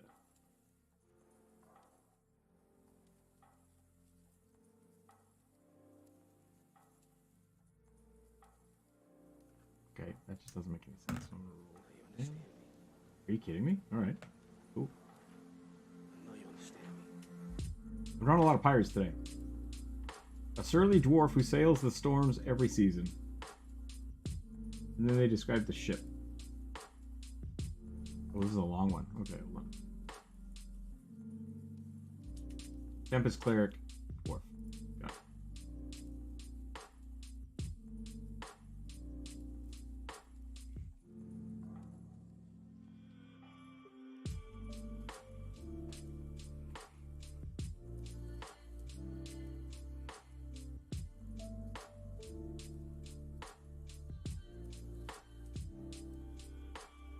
Yeah, Hunger of Hadar is really good. It's essentially Black Tentacle, but a little different.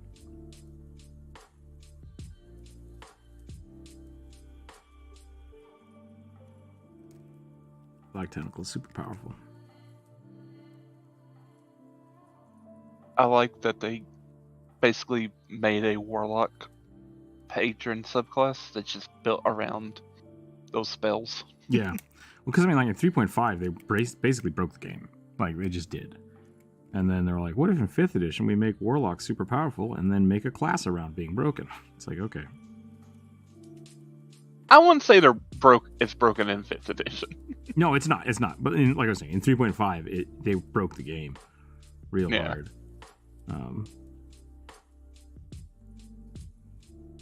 So it's just, it always surprises me when you look at kind of, if 5th edition was supposed to fix some of the 3.5 stuff, they kind of went the wrong direction in some places. So yeah, 3.5 it was like, okay, I cast Black Tentacle and then I stop time and then I just kill them because they don't get to take a turn and Black Tentacle makes it so they can't do anything. Hooray! So I bind them and they don't get to play anymore. they take acid damage. Acid damage. So I think with the warlock one, they take cold damage instead. For the Hunger of Hadar, I think that sounds right. Because it's basically like a Kraken warlock. Yeah. Which I like. I do too. Like my patron, it happens to be Charybdis. So, Whirlpool. Okay, I want this pirate. I guess he's a sailor, not a pirate. One. I want him to be a cleric first. A sailor second. So,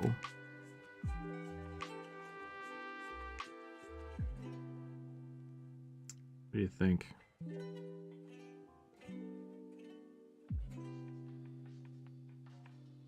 So cleric first, sailor second, or the other way around? Yeah, cleric first, sailor second. So like, tabard? Armor? I don't know if he'd wear armor on a boat.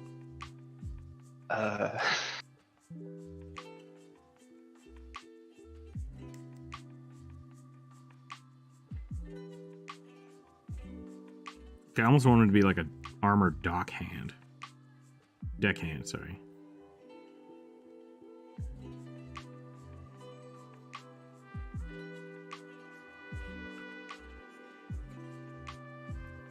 Just play a mind failure. Wow, yeah, it's time to call it mind flayer. Tentacle Cthulhu Warlock. That would be really fun. There's a challenge of gravity and time magic. Yeah, time magic is really tricky. Because if all you're doing is like, oh, you get advantage, it's like, it doesn't feel very timey, but I like the concept, especially if it's just retroactive stuff. But it's tough. It's tough to do. Here you go, Rick. What am I looking at?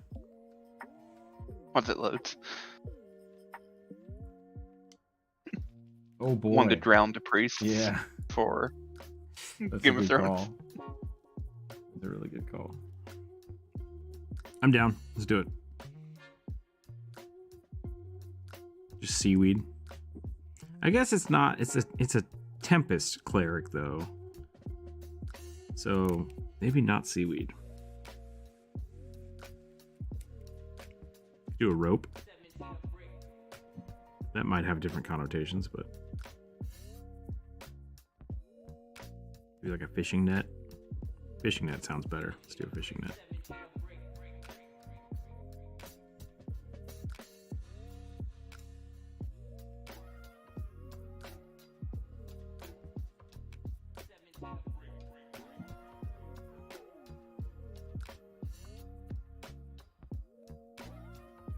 For the Storm Lord.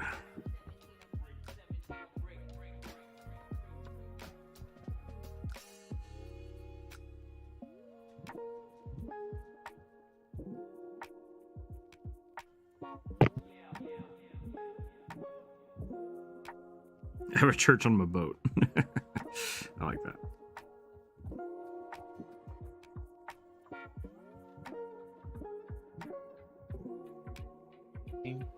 Navy chaplains.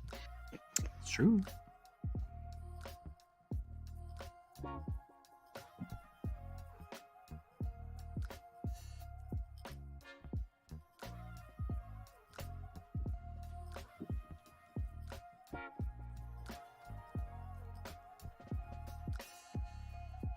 I should have just given him one of those like thick weaved sailor sweaters. Oh. Maybe we should give him a fisherman hat. That'd be pretty good too.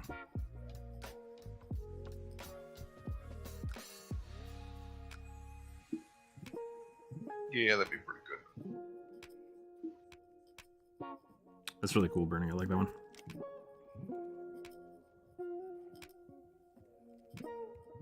I think I basically just made a goblin misfortune. I think I'm gonna make a dwarf Odin here. I think that's what I've done. Which also makes sense. I mean, like, that fits. We'll make sure this is a fishing hat.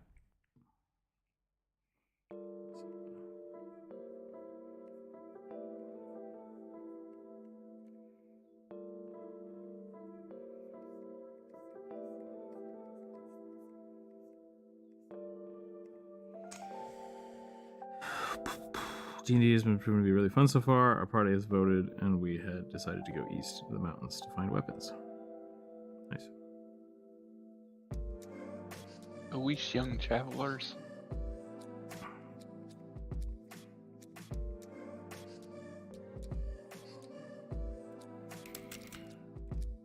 My party last night one of them got eaten by a Big frog people. Bullywog? Bullywugs? Yeah. Or a frog mouth? Both of those sound slightly wrong. Dude, frog people. We got bullywugs, grungs, and gripplies.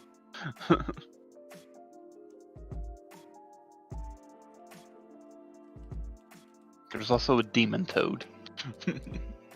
My elbow just popped.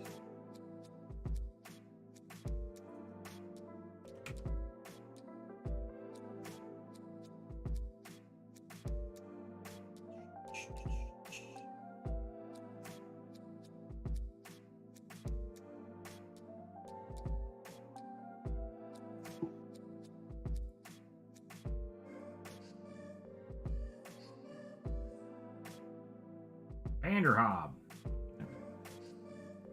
Players got eaten by a Banderhob.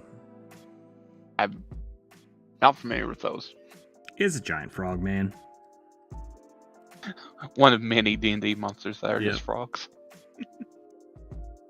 Is a shit giant toad, man, but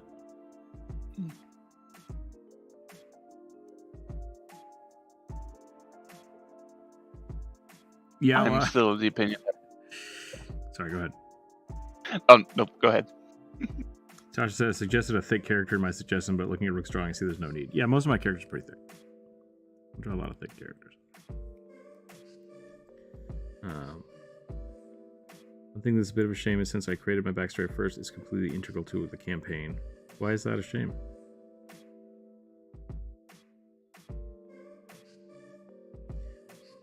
Yeah, Oliver, no, that's pretty normal. Usually the way it works is you basically only ever really want to follow one person's storyline at a time, because otherwise they kind of, things get lost and get stepped on. Toes get stepped on.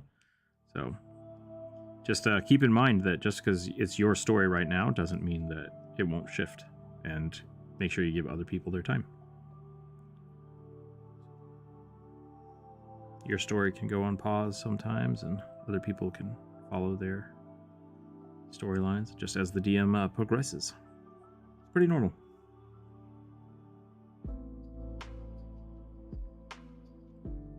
Some players also don't like being in the spotlight. Yep, that's true too.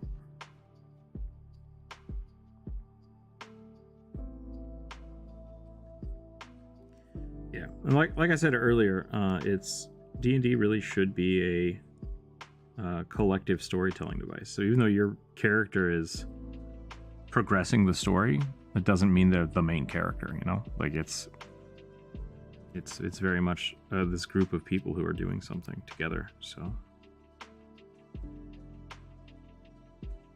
yeah, just let it happen. Let it happen naturally. Don't worry about it. This is the way you talk this out with your DM. Not everyone wants to hear this, be the center of attention. Yeah, exactly. There are definitely people that just kind of want to be along for the journey. There are people that are like, I really want to try to get this thing done with my character. And the DM can usually find a good way to do that. There have been problems, and people will have like DM horror stories about like, oh, two people were trying to be the main character, and it's like, well, that's like, that shouldn't. That's an issue that they have to talk out and discuss with the DM. It's a collective storytelling. It's a group of protagonists. Yeah.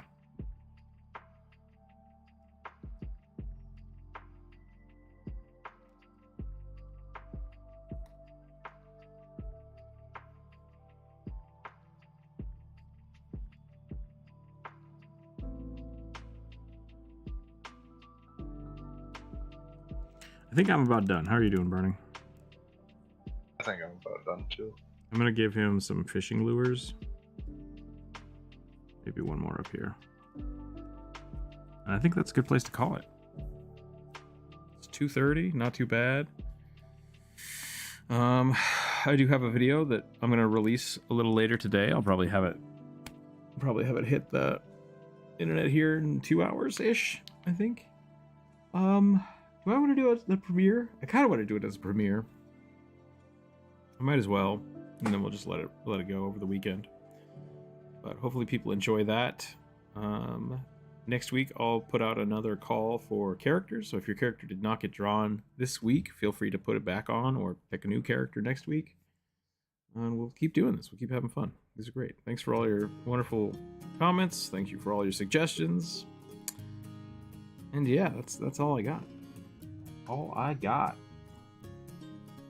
I will. I'll be posting these on the Discord and draw. We did 20 today. That's impressive. Burning, thank you for drawing with me today. Forwards, thanks for the chats. This was a lot of fun.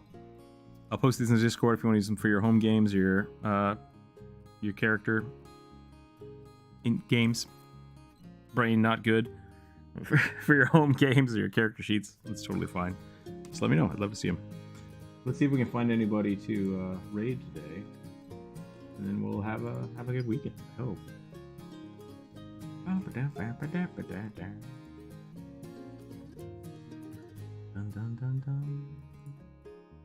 No one around. Okay. Well, thanks again for hanging out today, everybody. Stay happy, stay healthy, keep your dice on the table. Check out the video a little later, and like, comment, subscribe. Bye, everyone. Bye. Bye.